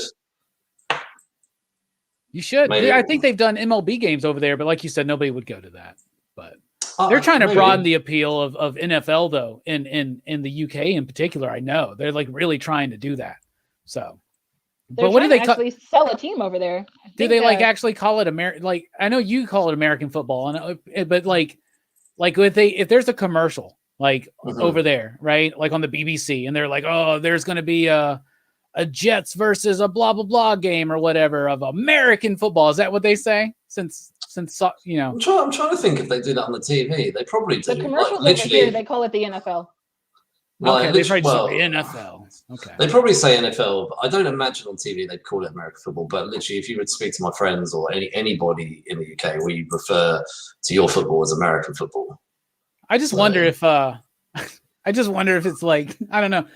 Good jolly, everybody. There's American footballs here today. They're coming to Wembley Stadium. They're going to play this game. They actually send all of the American commentators over there. Oh, of course. Oh, I don't know who in stadium commentator would be, or voice of the stadium would be, but they send the American crew over there. I didn't even think about it. It'd be funny if they had like different commentators. They're like, so if you don't understand American English, here's like how we have the Spanish broadcast over here, you know, if they have the American English and the English. Do you know I you just reminded me, years ago, I used to, like, before I had kids and stuff, I used to go to this the Comedy Store in Leicester Square in London. I used to go there like a couple of times a month. I used to love going to the Comedy Store. Anyway, like, used to love going to something called Gong Night, actually, which was brilliant. It was just seeing people destroy their lives on stage. And like, it just could be like me and you if we fancy being comedians. And like, some people just get up there and just make complete dicks out of themselves, and basically you'd have three people that in the audience that could put up like a red card or something, and then they'd gong them out. But sometimes I'd go for sort of more well-known people. Anyway, like there was an American comedian, and it was quite funny. He was like sort of digging at the English audience as he was going throughout the night, like, but he was doing it deliberately because he knew, like, it was, we found it funny, but he was deliberately like kind of like poking fun at us. And then right at the very end of his thing, he says, "Now I just want to end the night with the thing I know you guys hate the most." He goes, "Look at all your little faces." I remember it. He goes, "Look at all your little English faces." And he goes, "As I refer to football as soccer." And everyone like booed him like off the stage, like, but everyone was like clapping at the same time. It was like good banter. Like, no, we don't like it being called soccer. No. So, I can imagine. It's football. Like, so. I'll tell you this though, Mark. Here in America, we grew up and we always ask each other, usually around 6-7 years old, when we're coming into the idea of knowing right from wrong and perspective and whatnot, and we go, "Why do they call it football if they catch it with their hands?" Mm-hmm. And we always say, "Shouldn't soccer be football?" Like, and then you find out, and we're like, "What?" Yeah, exactly. What do they call football? That makes more sense. They get the metric system, the ball, the foot. They call football. Like, I just wish there was a different name than American football. Like, you guys called it like fluffy ball or something. I don't fucking know. Egg ball. It looks like an egg. I don't know, an egg ball. It's got to be fluffy ball at this fluffy point. Ball. I like. No other option. Hey, everybody! It's a fluffy ball tonight. Tell me how. I'm just doing a bad impression. I'm just trying to josh with you, man. No. Down here, we talk like this. It is quite funny, like the whole perception of English accents. Like, I've never met anyone that speaks out like that, but like obviously you get your. I was because I live near London, so like, you Cockney. I don't know, you're right, mate. Like, there's a lot of that. Like, if I jump on the train and get off the tube, oh, you're right, geese. Like, it's all that kind of thing. Like, and I don't really talk like that. I think I speak much more professionally. But if I carry on going a few hours up north, I'm not going to attempt to do a northern accent. But you get a lot. Liverpool, Manchester. I'm not going to go down there those roads. I'll do it very terribly. But yeah, no, I've never met anyone that really does the old school 1920s posh London accent. There might be a few people like that, but I've no idea. I've never met an American that speaks like Americans do in 40s cinema either. Hey, let me tell you, Charlie, we're gonna get together right now. We're gonna do this. Yeah. They all have like all those older actors. They all had slight British accents. Yeah, I watched like a YouTube video years ago about how there was this like formulated accent for Hollywood to kind of make it feel like it was like a mesh of both, you know. And they're like, well, let me tell you, Charlie, you never know what the dame's going to be when she gets crazy, you know. Like they were like, nobody talks like that, right? And you talked about like rap music and stuff. So American rap is popular over here, but so there's our British rap, and there's I used to listen to more American rap when I was younger, and then when I decided to discover actually English rap, like there's an English rapper. There's loads of English rappers, but when I was a lot younger, I discovered this English rapper called Roots Maneuver, and I can't remember the name of there's loads of songs that I love by him, but there was one particular song that jumped out at me where he was rapping about eating his cheese on toast, and I was like, this is British rap. Like I was like, you listen to American rap and they're going about their Beamers and their gold and their money, and then you put on some British rap and this guy's rapping about his cheese on toast, and I was like, that's us. So that's the biggest difference. Everything else is basically the same. We were talking before the stream that I was a big Oasis fan. You said you've seen them twice. I'm very jealous. I've only seen Noel Gallagher one time with the High Flying Birds. I've never seen Liam. Oh, wow. I grew up idolizing Liam and Noel, and that was probably a bad decision. It made me start smoking cigarettes. It made me become kind of arrogant, and it made me become kind of a douchebag. But they got that Manchester, and they're like, I love all the different accents, all the European accents. I love accents. I just love the world we live in. You know what I'm saying? Like even these Southern accents, I love them. And there's differences there. Like a lot of people are like, oh, that's a British accent. Like, but there's so many, there's the North and like all of them are doing, you got the Liverpool, right? That was terrible. Right. But like you think of the Beatles, but like every time the Gallagher brothers speak, like Liam in particular, I had no idea what the fuck he's saying. Yeah, they sound like they walked off of a Guy Ritchie set every time they open their mouth. I'm like, what? I watch Guy Ritchie films with subtitles on. Oh, I was really? like, he said Periwinkle Blue. He said, do you like dogs? I get it now. Dags. Do you like dags? Do you like dags? Oh, Periwinkle Blue. I like dags. Oh, yeah. I love it. For what, Tommy? The just... Germans. Oh, do you know what? That one is on the best. Oh, what is it? Snatch. That's one of the best Guy Ritchie films. Oh, that's such a good film. Lock, Stock, and Two Smoking Barrels is my favorite. I love Lock, Stock. It's good. Lock, Stock is so good. It's hard to pick between the two. Snatch feels more Hollywood. You know, Lock, Stock feels more indie, and I think I may like that better, even though they have Sting in there randomly. But Sting is a surprisingly good bad guy, though. It's great. Brad Pitt was Brad Pitt was so good as a. I was about to say something, but Brad Pitt was so good as a gypsy. I was going to say something that I shouldn't say. Be careful. Yeah, I know. We're on camera. But yeah, he was so good as a gypsy. Somebody said something about, do I prefer the Beatles or the Stones? The Beatles. Stones. Beatles. The Beatles. But Pink Floyd above all of them for me. So the best band in the world is the Beatles. Well, I think Oasis is the best band in the world. I struggle with that actually because I love Oasis. I truly love Oasis. I think they're apples and oranges, man. I know they get compared, but it's so weird that they get compared to me.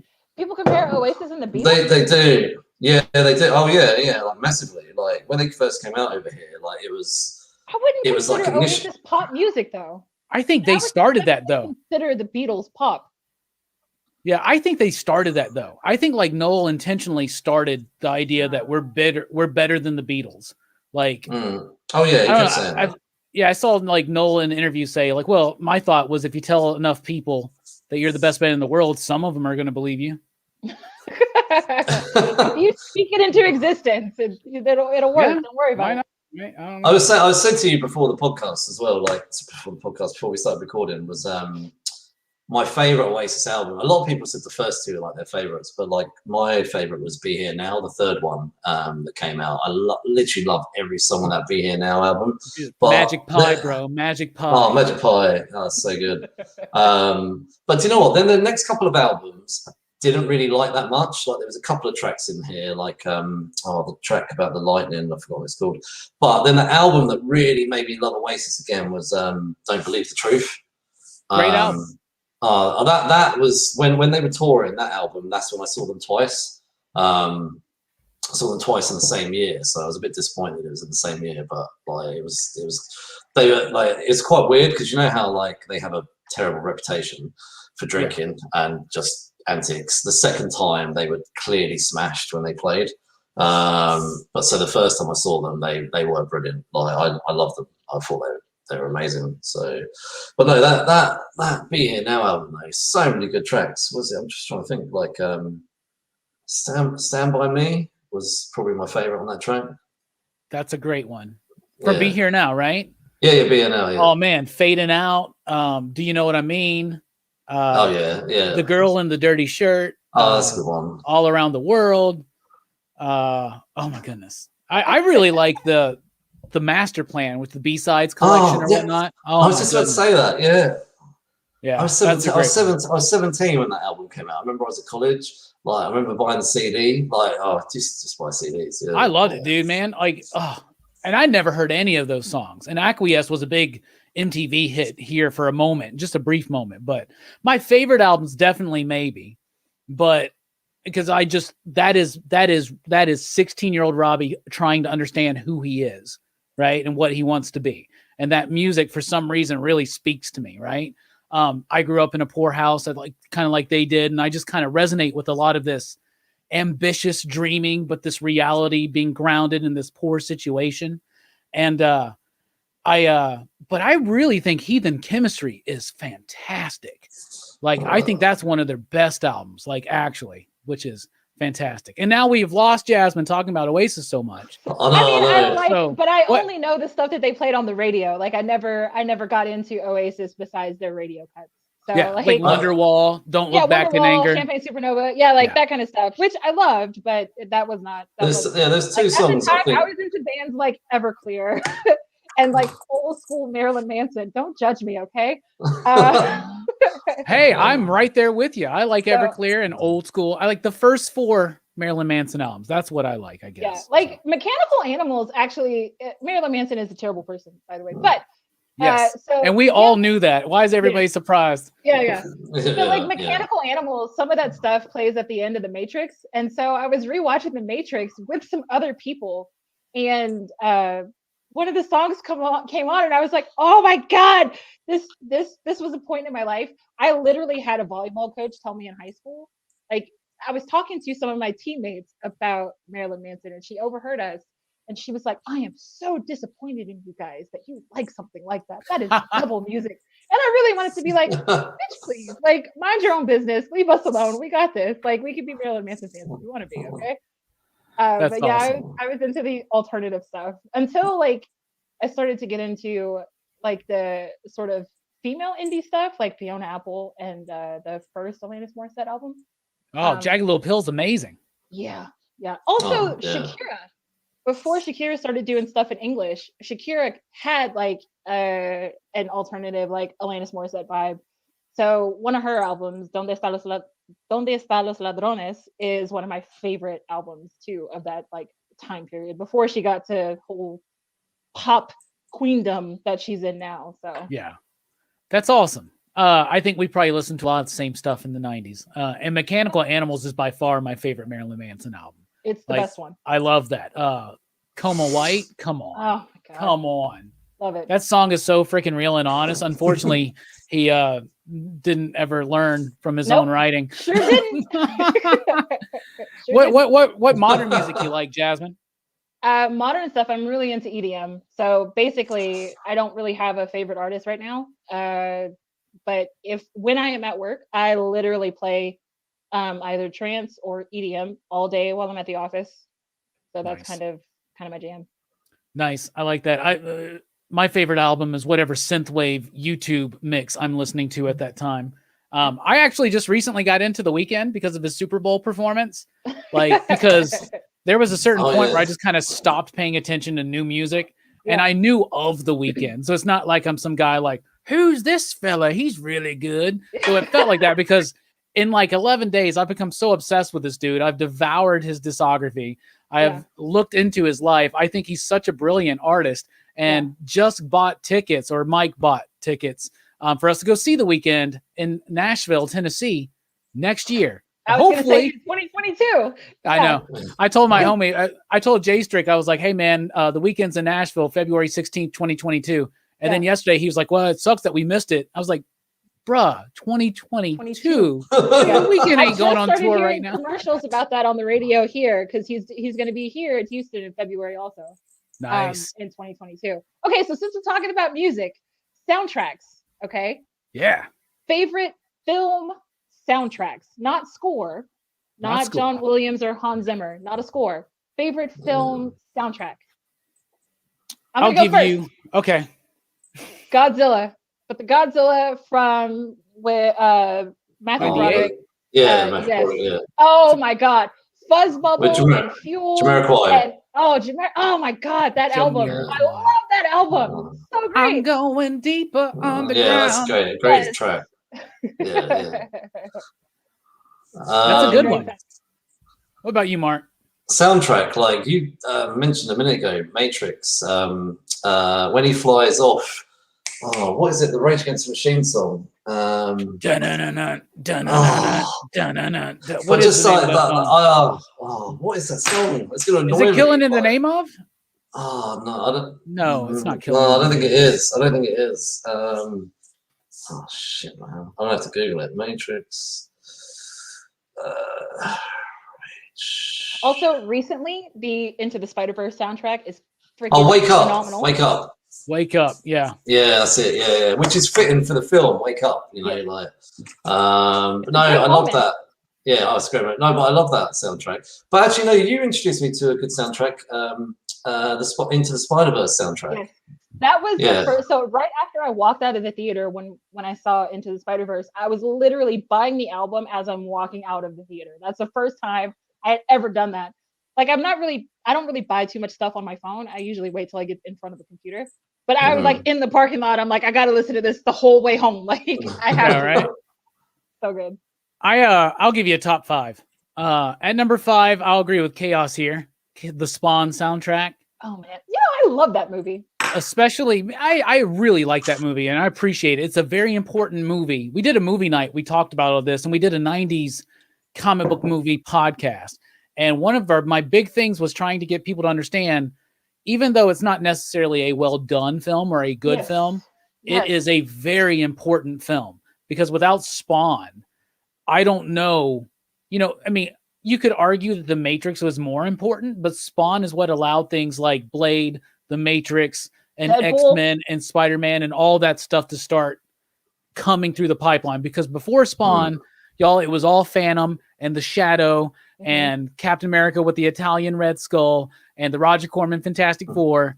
And it's best just kind of leave that behind, right? Batman and Robin, so Batman and Robin was after Spawn, right?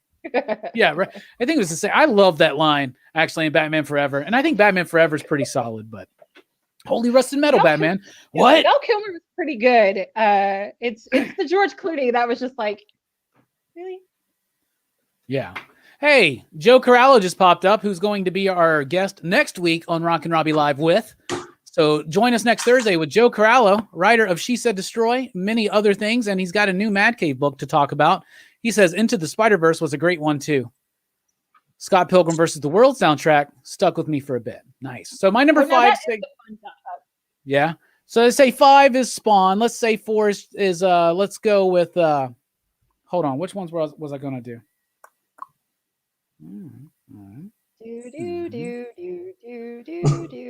Bloodsport. Let's just say Bloodsport. Bloodsport.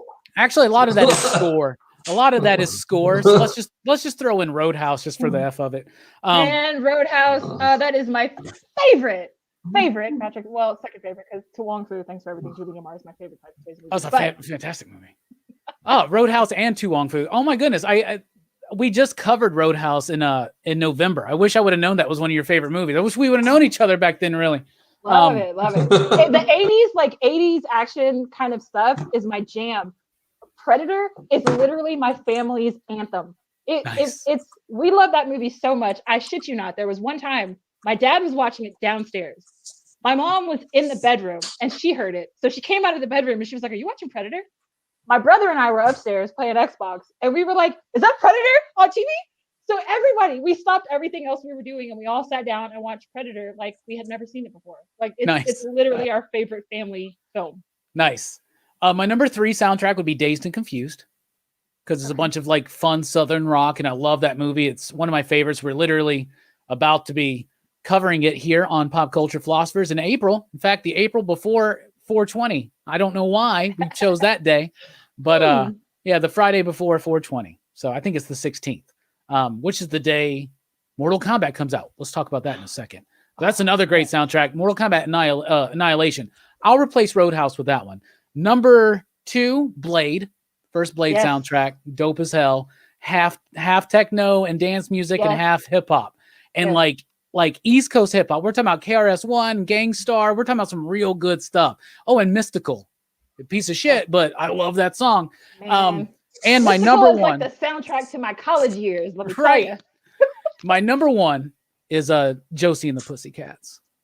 Okay. So there you go. Because I'm a big Kay Hanley Letters to Cleo fan, and we just recently covered the movie because I love the movie and I love the soundtrack, like 90s pop punk, but it's very appropriate for the movie. And I'm a big Letters to Cleo fan, so to me it felt almost like a new Letters album, but whatever. Anybody, y'all watched the Mortal Kombat trailer today? Yes, it was so freaking dope. What'd you think about it, Jasmine? Oh my God. Okay, first of all, Mortal Kombat, to this day, the very first Mortal Kombat film, not Annihilation, but Mortal Kombat is the best video game adaptation ever, period. It just is. I'd argue that, but okay. I love the first movie so much. And my friends and my cousins and I, we played Mortal Kombat 2 on Super Nintendo so much that we broke 3 cartridges that you could not blow on them to make them better. Like that did not work anymore. We played that game so much. So I have loved Mortal Kombat since forever. And just the brutality and the fatalities in this one. And it's just like, yes, I want all the blood and all the gore. And I'm super, super excited. And I cannot wait. I cannot wait for more one-liners. Like, I can't wait. I'm so excited. I texted Mark earlier and I was like, "Oh my God, this trailer looks amazing." And he's like, "That looks like shit." Are you serious? I was about to be like, Mark, do you guys even know what Mortal Kombat is over there? Or was it labeled a video game nasty? I don't know. No, we have Mortal Kombat. Y'all got a bad reputation for censorship. I'm just saying, okay? I think it's the other way around. Like, Christina Aguilera came over here, like, because you know her Dirty soundtrack, the Dirty video. Album, I think it was no, but the one where the actual video with was it I forget, was it Redman or Method Man? Which one? One of them, man. And Blank Man. Yeah, Damien Wayans. It was Blank Man. But basically, like she said on the radio, she goes, the reception from the UK, you guys loved it. She's like, in America, like people hated that video. She's like, people just said it was like too much. But no, I think we're quite open over here. I think we're quite. I don't think I think our censorship, the censorship I find over here is stupid stuff. Like, so if I take my kids swimming, I'm not allowed in the UK to take pictures of my own children in a swimming pool over here. But if I go to America, which I do regularly, go to America before COVID, normally go to America once a year, I can take pictures of my kids at the pool and no one says shit. Like, and I'm just like, I get they've gone from like one extreme to another. Yes, pedophiles exist, but like I'm not one taking pictures of my own children. Like, like, you know, and I just think it's like, yes, okay, we've acknowledged that they're real and that, you know, we know there's a problem, but you know, like, and if a weird guy shows up with no children, then maybe we should say something. But like, you know,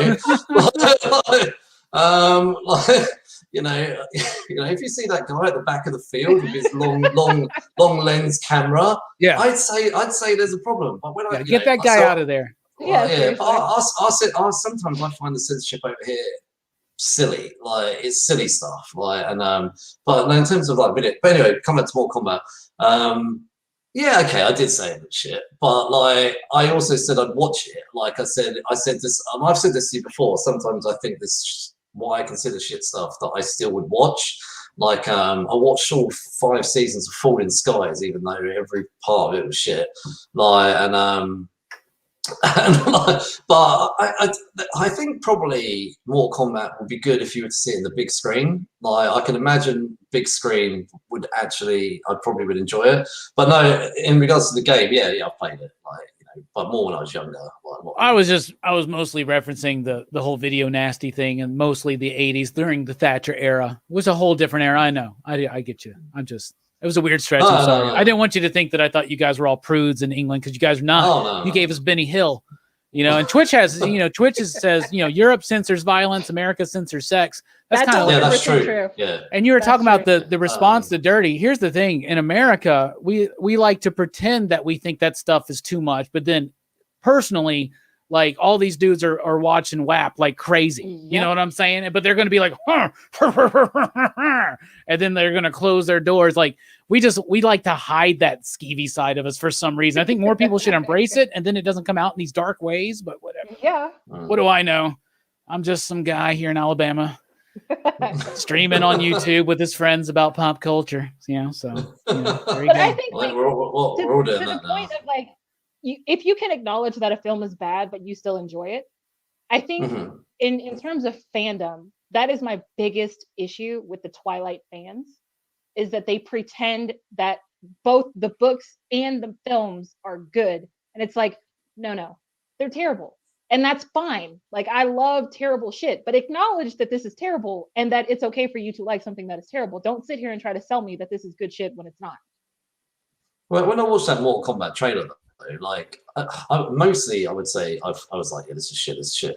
But then right at the very end, when Sub-Zero showed up and he's like, I'm Sub-Zero, and I was like, actually I did say even to my wife, I was like, oh, I love Sub-Zero. I was like, that bit was cool. Like, and so I would watch it, don't get me wrong. Maybe I'll have a different opinion. The trailer versus actually watching a whole movie. You know, like the way that he stabs Scorpion and his blood sprays out, and then he freezes it and uses it as a weapon. You gotta be kidding me. Awesome. You gotta be kidding me. I can't wait. I thought that bit pretty cool. I'm so excited. Yeah, you were just saying though about shit films, like and like acknowledging their shit though, but actually watching them and enjoying them. Like, people may shoot me now, but like Catwoman with Halle Berry is a shit film. But I've watched it a couple of times. I actually quite like it. Like, it's not like but it's not like Oscar worthy, but it's something I can put on with my family, like, because there's, you know, having kids, I like know there's, I've got daytime TV films and TV shows, and then there's stuff I can watch when they've gone to bed, you know, like I couldn't put like the Netflix Marvel TV shows on during the day. But like Catwoman's a show that I put on actually a couple of years ago with my kids, and they watched it and they thought it was all right. And I would say it's actually quite good family entertainment rather than it being, you know, it's never going to win an award, like, but it's not a bad film. Like I said, I'd never say to you, Jasmine, let's dedicate a whole episode of Geeks Unleashed to Catwoman. Like, you know, like, Catwoman did win awards. It won Razzies. I think it swept the and Razzies. Halle Berry accepted them. Yeah, she showed up, right? She did. Well, let's do it. Let's do it. Yeah, I don't like the Catwoman movie, but I feel that way about Street Fighter. Street Fighter is awful, but I love it. But I think it's the greatest video game adaptation we've ever gotten. I love it. I love it so much. Okay, I'm not going to give you that point, but yes, I love the Street Fighter film. And the fact that they put Jean-Claude Van Damme as Guile makes no sense, but really? Sure. Okay, put the flag tattoo on him, it works, right? Yeah, of course. But he's totally American. It's fine. You know, there's the American that's over in the state of Belgium. It's fine. Yeah. The best Mortal Kombat and Street Fighter movie though is Bloodsport, in my opinion. So I'll just concede the best video game movie to a video game that never existed is Bloodsport. But Raul Julia as M. Bison, and it's so sad that it's his last role. He was literally dying when he was doing it, but like he was so great. We miss such a great. If he was alive today, he would be in the MCU, and he would probably just tear it up. You know what I'm saying? It's very sad. Yeah. So, a Street Fighter. Oh, all right. Man. Do you guys believe in aliens? Yes. No. Yeah. Do you think that they visited Earth? Well, if you are the former head of the Jewish Space Agency, then yes, they not only visited Earth, there is a joint U.S. and Jewish alien task force that is all working together on the moon. Yeah, I don't know about that, but that's what he said. Well, I know. He's writing a book about it. I heard about that, but I just don't know about that. You know, I don't know about that. You know, I believe some crazy aliens shit. come to Earth, only the Americans and the Israelis are going to have access to the aliens, and no other country. Well, I'll tell you this, and we're going to get into this on Teen Dog Shades Night, Sunday night on Rockin Robbie Live. But there's this new documentary that came out with Dr. Stephen Greer, and he did a previous documentary a few years ago called Unacknowledged, which is amazing, really, really good. And then he's got a new one called Close Encounters of the Fifth Kind, Contact Has Begun. And it's pretty interesting because it's painting the idea that, you know, during all of the pandemic shutdowns and everything of the last year, right? All of this stuff started coming out about, the Pentagon admits that UFOs are real and that they have footage and they study them. And the universe, and they're trying to say that, like, this is going to sound very new agey and hippie, okay? But they're trying to say that these beings, whoever they are, want us to achieve a higher collective evolution, right? And move beyond our petty squabbles and join the galactic, races as beings trying to better the universe or whatever, right? It's whatever, okay? But what they're trying to say is that notice what the U.S. government is doing right now is not only a lot of people, by the way, still don't realize this, but the U.S. government admitted that UFOs are real. Yes, they did. They study them. And then members of Congress and other members of the U.S. government have straight up said that we have material that we are studying from craft, not of this earth. They declassified a lot of information. Yes, and they did. Most people don't even realize this. Okay. So, like, that's going on. But now here's what they're doing is they're pushing to that they're a threat, right? And that's what Greer and his people are saying in this documentary is that they're not a threat, but they're wanting it to be a threat because America, let's just be honest, wants to kind of claim dominance over the earth. And what best way than to unite everybody together against a supposed alien threat? That is literally the only thing that could ever bring all of us together. Right? I mean, and they were like talking about how Reagan like actually even mentioned it, but because Reagan was Reagan, he could get away with it, right? But if you just pay attention, I would really encourage everybody to watch that, just period. Close Encounters of the Fifth Kind, Contact Has Begun. But before that, watch Unacknowledged. Both of them on Amazon Prime. I know a lot of us have it, but I will say this. If you are going to watch Rockin Robbie Live on Sunday night, I would highly, I would consider it homework. So, Jasmine, have you ever had an experience seeing something in the sky, seeing an alien, seeing it even like a ghost, demon, Virgin Mary, whatever? I think it's all connected. I think that's all the same ultra-terrestrial phenomena. That's just me. Have you ever had an experience of anything paranormal, I guess? Yes. Paranormal, yes. Now, did I see something? No. But I do believe in like a heaven and a hell and demons, right? So as far as like people being possessed or that kind of thing, I'm not talking like the TV preachers like Joel Osteen and those types, like not that stuff, because they preach the whole wealth doctrine anyway.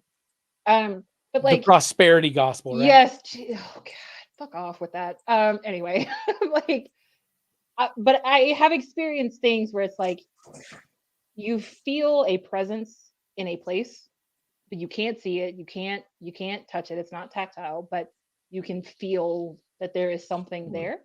Yes, I have definitely had that before, 100%. Okay. What about you, Mark? What do you think? I And don't- everybody's criticizing me for not wearing the Teen Dog shades, so I'm going to put them on as a precursor. Let's do it. Oh man, I don't have any shades. Like not near me. Me Anyway. neither. I'm not at my own house, so I don't have any sunglasses either. My baseball cap's upstairs. Like, so, I don't believe in aliens. That's not. No. Like, But do you not believe in aliens, or do you not believe aliens visit Earth? There's No, a difference no, there, right? I would really. So this is something I've thought about. I thought like it's an infinite, universe. Space is infinite, right? So, is there a possibility that there is life on another planet somewhere? I guess there's a possibility, but I would question whether there's big. I don't know, like there's like all the movies that get made, like Aliens. I'd quit or whatever, or Martian Manhunter, or whatever you want to. I'd question whether there's anything that's like maybe intelligent out there.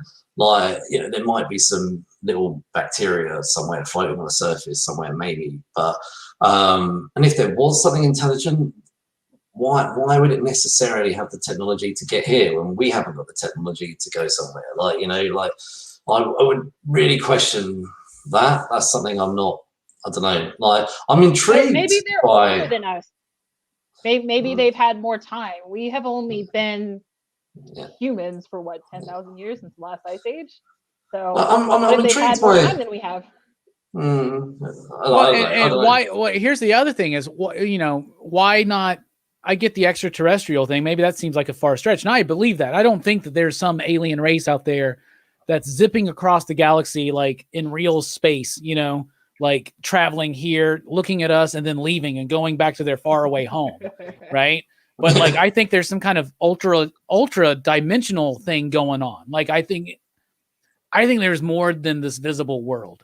And I think there are like ways, if I'm not a quantum physicist or nothing, but if you really start looking into some of the ideas of physics and quantum mechanics, like it's not that impossible of a thought to think of things like instantaneous travel, like across space and time by manipulating space and time, because they're manipulated every day. The only reason why we experience time the way we're experiencing it right now, because we're in this Earth, in this gravity well, with this star, with this planet, with these planets. Like, if we were in a different situation, if we were just up in space, we'd be experiencing time just slightly different, but across vast distances, it's a crazier thing. So I don't know, maybe there is a technology to like.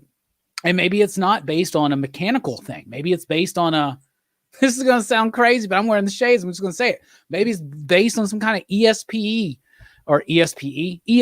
like some kind of like mental ability, some kind of like. Hey, that works with Voltron, damn it. It can work. It works with, a lot of things. I don't know. I don't think that there's other life in this galaxy. But again, the universe is infinite. So it just seems like an entire waste that Earth is the only place in the entire universe where there is sentient life.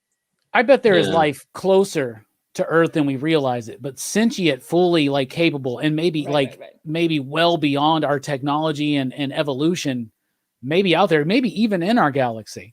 I think the first form of life we're going to find in space is going to be like, single cell type stuff, right? Well, they're going to find something on Mars. I was just about to say, we just landed.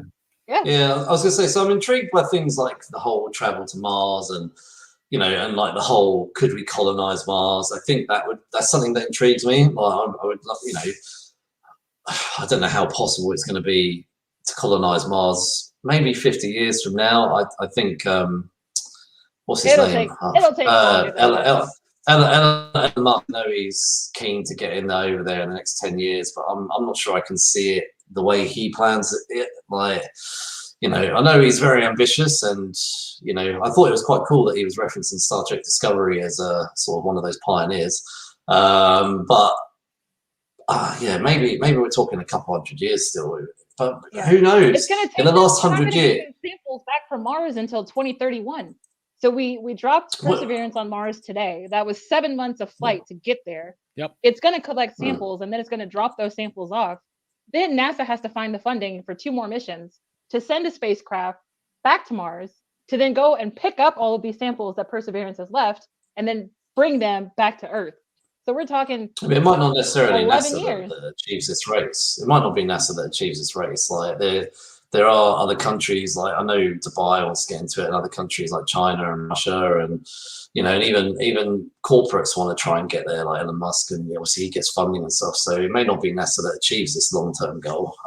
If we let corporations do it, we're all going to wind up fucked like in Aliens. It's going to be like Alien. Yeah, exactly. Yes. But that's what's going to happen because I mean, where Wayland is going to come in and take over all of us, and then we're going to pick up some freaking organism that we don't want, and it's going to destroy us.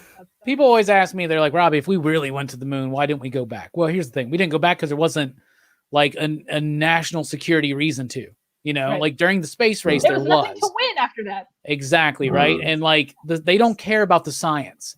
They care about the technology, but they don't care about the science of the thing. So NASA has been doing what it's doing.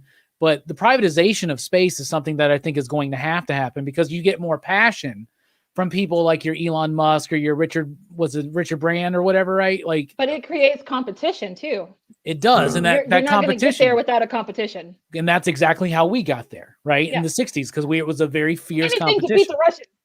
Yeah, we had to beat the Russians because they really thought whoever, and it's all about this dominance of this manifest destiny.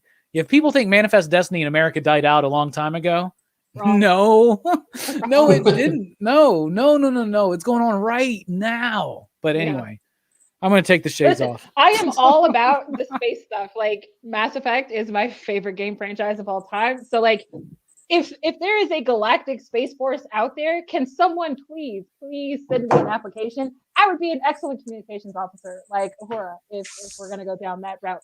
I can speak several different languages. I can learn Klingon if I have to. Like, please let me join the Galactic Space Force, please. Like, this is a life dream. They're planning to do the Space Force base, I think, here in my hometown, actually.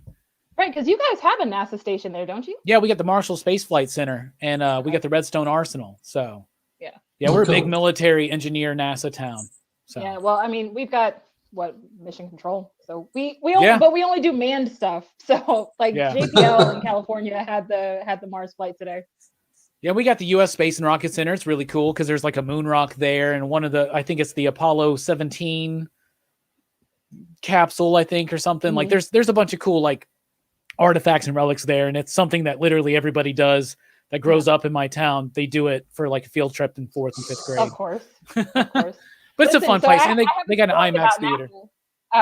So one of my best friends, she used to work for NASA. She was responsible for training the astronauts how to use the arm that's on the space station, not the space station, on the shuttle. So one day I think this was like way back in 2007, maybe. She was like, "Hey, it's the Christmas break. No one is here. Like and at the time I was living in LA. She was like, if you come home for Christmas, let me know, and I'll take you around NASA." And I was like, hell yeah, this would be awesome. So we got to go to the like classified parts of NASA. So I got to go to the original room where like all of the Apollo missions, all the old school mission control room, with all of that green computer equipment and all that stuff. While you can see like the people that paid for the tour behind the glass, and the rest of us are just like playing at these stations. They're like, hell yeah, this is where Ed Harris was and picking up that red phone. Can I still smoke here? No? Okay, never mind. Yeah, exactly, right?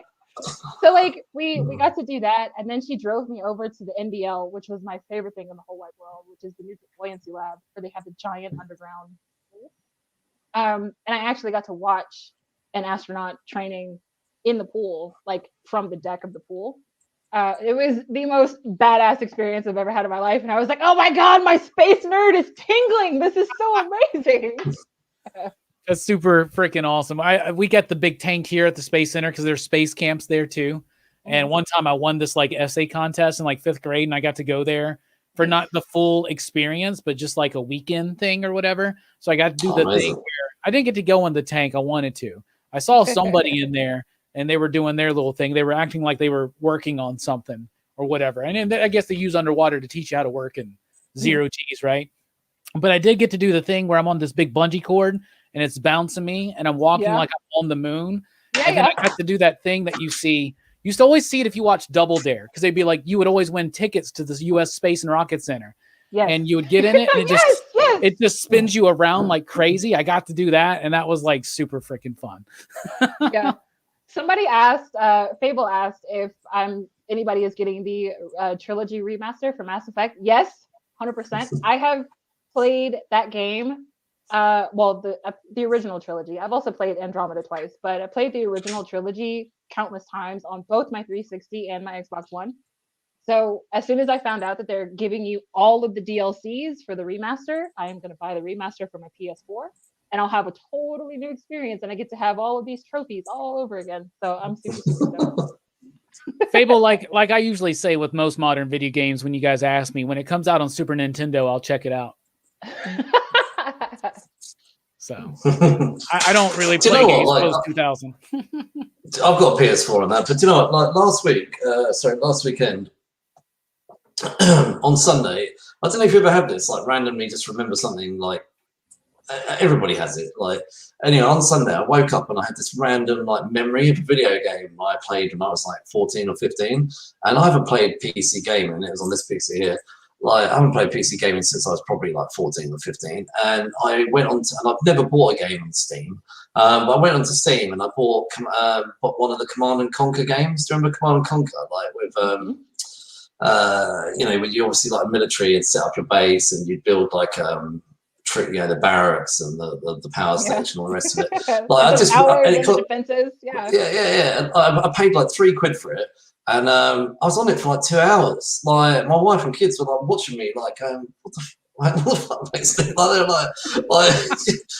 You've just randomly woke up, come sit on the computer and download the video game, like from 1995, and like just like playing 2 hours. And I was like, I just randomly woke up and thought about it, and I was like, this is so addictive. Like, and I had to actually make myself stop in the end. Like, it was great. They thought you were in some kind of trance. Yeah. Like, what has Google done? I put my headphones on and they kept trying to talk to me. I was like, what? I'm busy. Yeah, I'm busy. Like, I'm playing Command and Conquer. It was Command and Conquer 3, actually. That's what it was. Like, so the first Command and Conquer was like £10. I was like, nah. And then I saw the third one was like £3. I was like, £3? Yeah, I'll do that. Like, so. There's that magic number that everybody has, right? Like you will buy something even if you don't want it or need it, but it's like $3.99. Oh yeah, okay. I can waste $4 on this. I like it. Great. If I don't, oh well, you know. That's what I thought. I thought, like, I'm not that bothered, but I'm not spending a tenner on a game from the 90s. Yeah. And then I was like, £3, I'll buy a game from the 90s. Like, so. But yeah, it was just a random thing. But yeah, I know, like, I've heard you before talk about like not being into new modern games, but I felt that way. I didn't have any PS3 or PS4 until I saw The Last of Us, and then I went out and bought PlayStation 4, and I loved The Last of Us. That got me back into modern gaming. Skyrim was the first like modern game that I played. So. Which one? Skyrim. Oh, I've not played that. I've not played that. Is that the arrow to the knee thing or whatever? Yes. Okay. I used to be an adventurer like you until I took an arrow to the knee. Yeah. I just know modern video games because of memes. So I'm thankful for all the memes I see, but I'm just like, sure, I guess that's that. You know, wait, there's a new Mario game? Let's check it out. You know, that's how I am. I'm a little more old school. My whole thing is just the time sink, man. And yes. And I'm not judging anybody that plays video games, because when I say this, understand that I know that a lot of people think that spending 8 hours a day reading comic books is a waste of time. Okay. And it probably is. If it makes you happy, it's not. Exactly. But to me, when I read or when I play, like the last game I really got into, I did have a PS3. That was last new system I had. And I played MLB The Show, and that was their baseball game, right? And you get to create a character and you get to start in the minor leagues. And I started with my team at the time, which was the Huntsville Stars. Now we're the Rocket City Trash Pandas, and we finally were start this year. We were supposed to start last year, but for some reason they didn't have a season. And I would play that, and I would be like, it's been 6 hours. And I would just be like, you know how many comic books and movies I have not read and watched right now? Like, and so that was my biggest thing. I don't want to, because it will suck me in. I think they're great. I played Batman Arkham Asylum, the first one. and I played the I put first. so many hours into that game. Yeah, I played that. I loved it. It was great, and I enjoyed it. So it's not that I don't like modern games. It's just that I don't allow myself to get into modern games. But I'll tell you what, playing old school games can be a time sink too. But I'll tell you what, I cannot play Paperboy for more than 15 minutes because I get so pissed and I'll quit. But each time I get a little bit further. I'm almost to Thursday now, y'all. I'm almost to Thursday.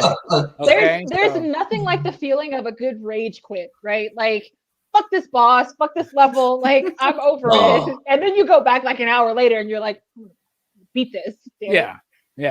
Oh, and I like the old games. I think they're challenging too. So I know new games can be challenging, but I know people that play new games and they'll play the old games with me and like Friday the 13th, and they'll just be like, what the fuck is this? This makes no sense. sense. To go back. It's hard to go back though. I think like a lot of the newer games, they all kind of operate on the same mechanism kind of scheme. So like it's easier for you to pick up a new game because you've already played something else that's more recent, even if it's not related to that game at all. Yeah. But to go all the way back to the old school games, the dynamic is completely different. It'll throw you off every time because it's like, wait, how do I punch again? Oh wait, how do I run? Yeah. So, and even the old school games, there's only particular types I like. I like fighting games, racing games, and platformers. Like I've never been a Zelda person. So I don't like games that, it seems weird, but I've never been into games that like provide this giant world for me to explore and whatnot. I'm always just like, that's just too much for me. Yeah. I just want to get through this level. I dropped 120 hours into Witcher 3 on my first playthrough. Like it was ridiculous. And they keep track of that nowadays, don't they? They let you know. To tell you, like every time you log in. Oh, is it like Netflix? Do they go, do you want to go outside and walk around for a bit, Jasmine, before you continue this game? No, there's no warning. No, the only indicator you get is like your controller batteries are low. And it's like, fuck, I just put new batteries in yesterday. What are you talking about? I think at that point, you need to. Yeah. I love it. Thank you guys. This has been a great conversation. We're going to wrap it up here because I know it's late for Mark and Jasmine. You know, you're dealing with a lot. I really appreciate y'all being here. Thanks for having us. It's fun to take my mind off the cold for a little while. Well, good. I'm glad. It's been a pleasure to have y'all. So real quick, why don't you tell us one more time about Geeks Unleashed and what's coming up? Whoever. Both. All right. Jasmine, you go. We've got a new book club episode coming up. We're actually going to be recording it this Sunday. I'm super stoked about this book club episode. We read March, which is by the late Congressman John Lewis. Nice. Yes. And the person that is going to be on our book club episode this week, she actually met John Lewis at the signing or the launch party for this book. So she was a librarian for 50 years before she retired. I'm super, super stoked to ask her all the questions about John Lewis and about the book. So we've got that coming up. That's part of our Late to the Party book club series, which Robbie was a part of when we did Scott Pilgrim. And as far as our regular episodes, we usually drop our weekly episodes on Sunday. Yep. So we do news, chit chat about the news for the week, and then we review a couple of things. So this week, I think we're reviewing a comic called Black Cotton from Scout.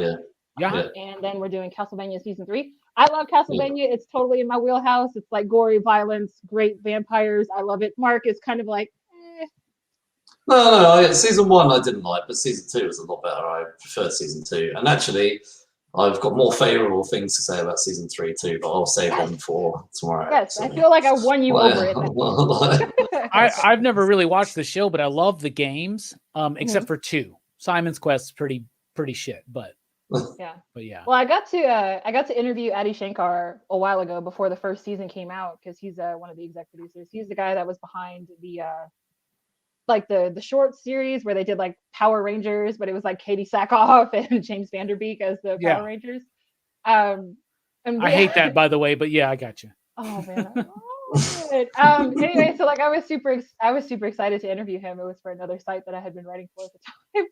And we were supposed to talk about Castlevania. We literally spent all of my 20 minutes for the interview talking about Mortal Kombat. Nice. So it was one of the most fun interviews that I've ever had. He's a cool guy. He's cool. And next week we've got our second pilot season feature, and we're going to review the first episode of Blackish, and we're going to be reading the first volume of Bitter Root as well. I'm picking up a theme there. I like it. I'm picking up a Black History Month theme, and I like it. Yeah, that's what it's about. Yeah. So we wanted to add some more Black History in. It's not Black History Month over here, but I know it is in America. But we thought it would be well timed. So yeah, but we're keeping it to our medium. So there's plenty of Black History in the geekdom too. So yeah. Heck yeah, of course, absolutely. And by the way, Bitter Root is one of the best and most undervalued series out there right now.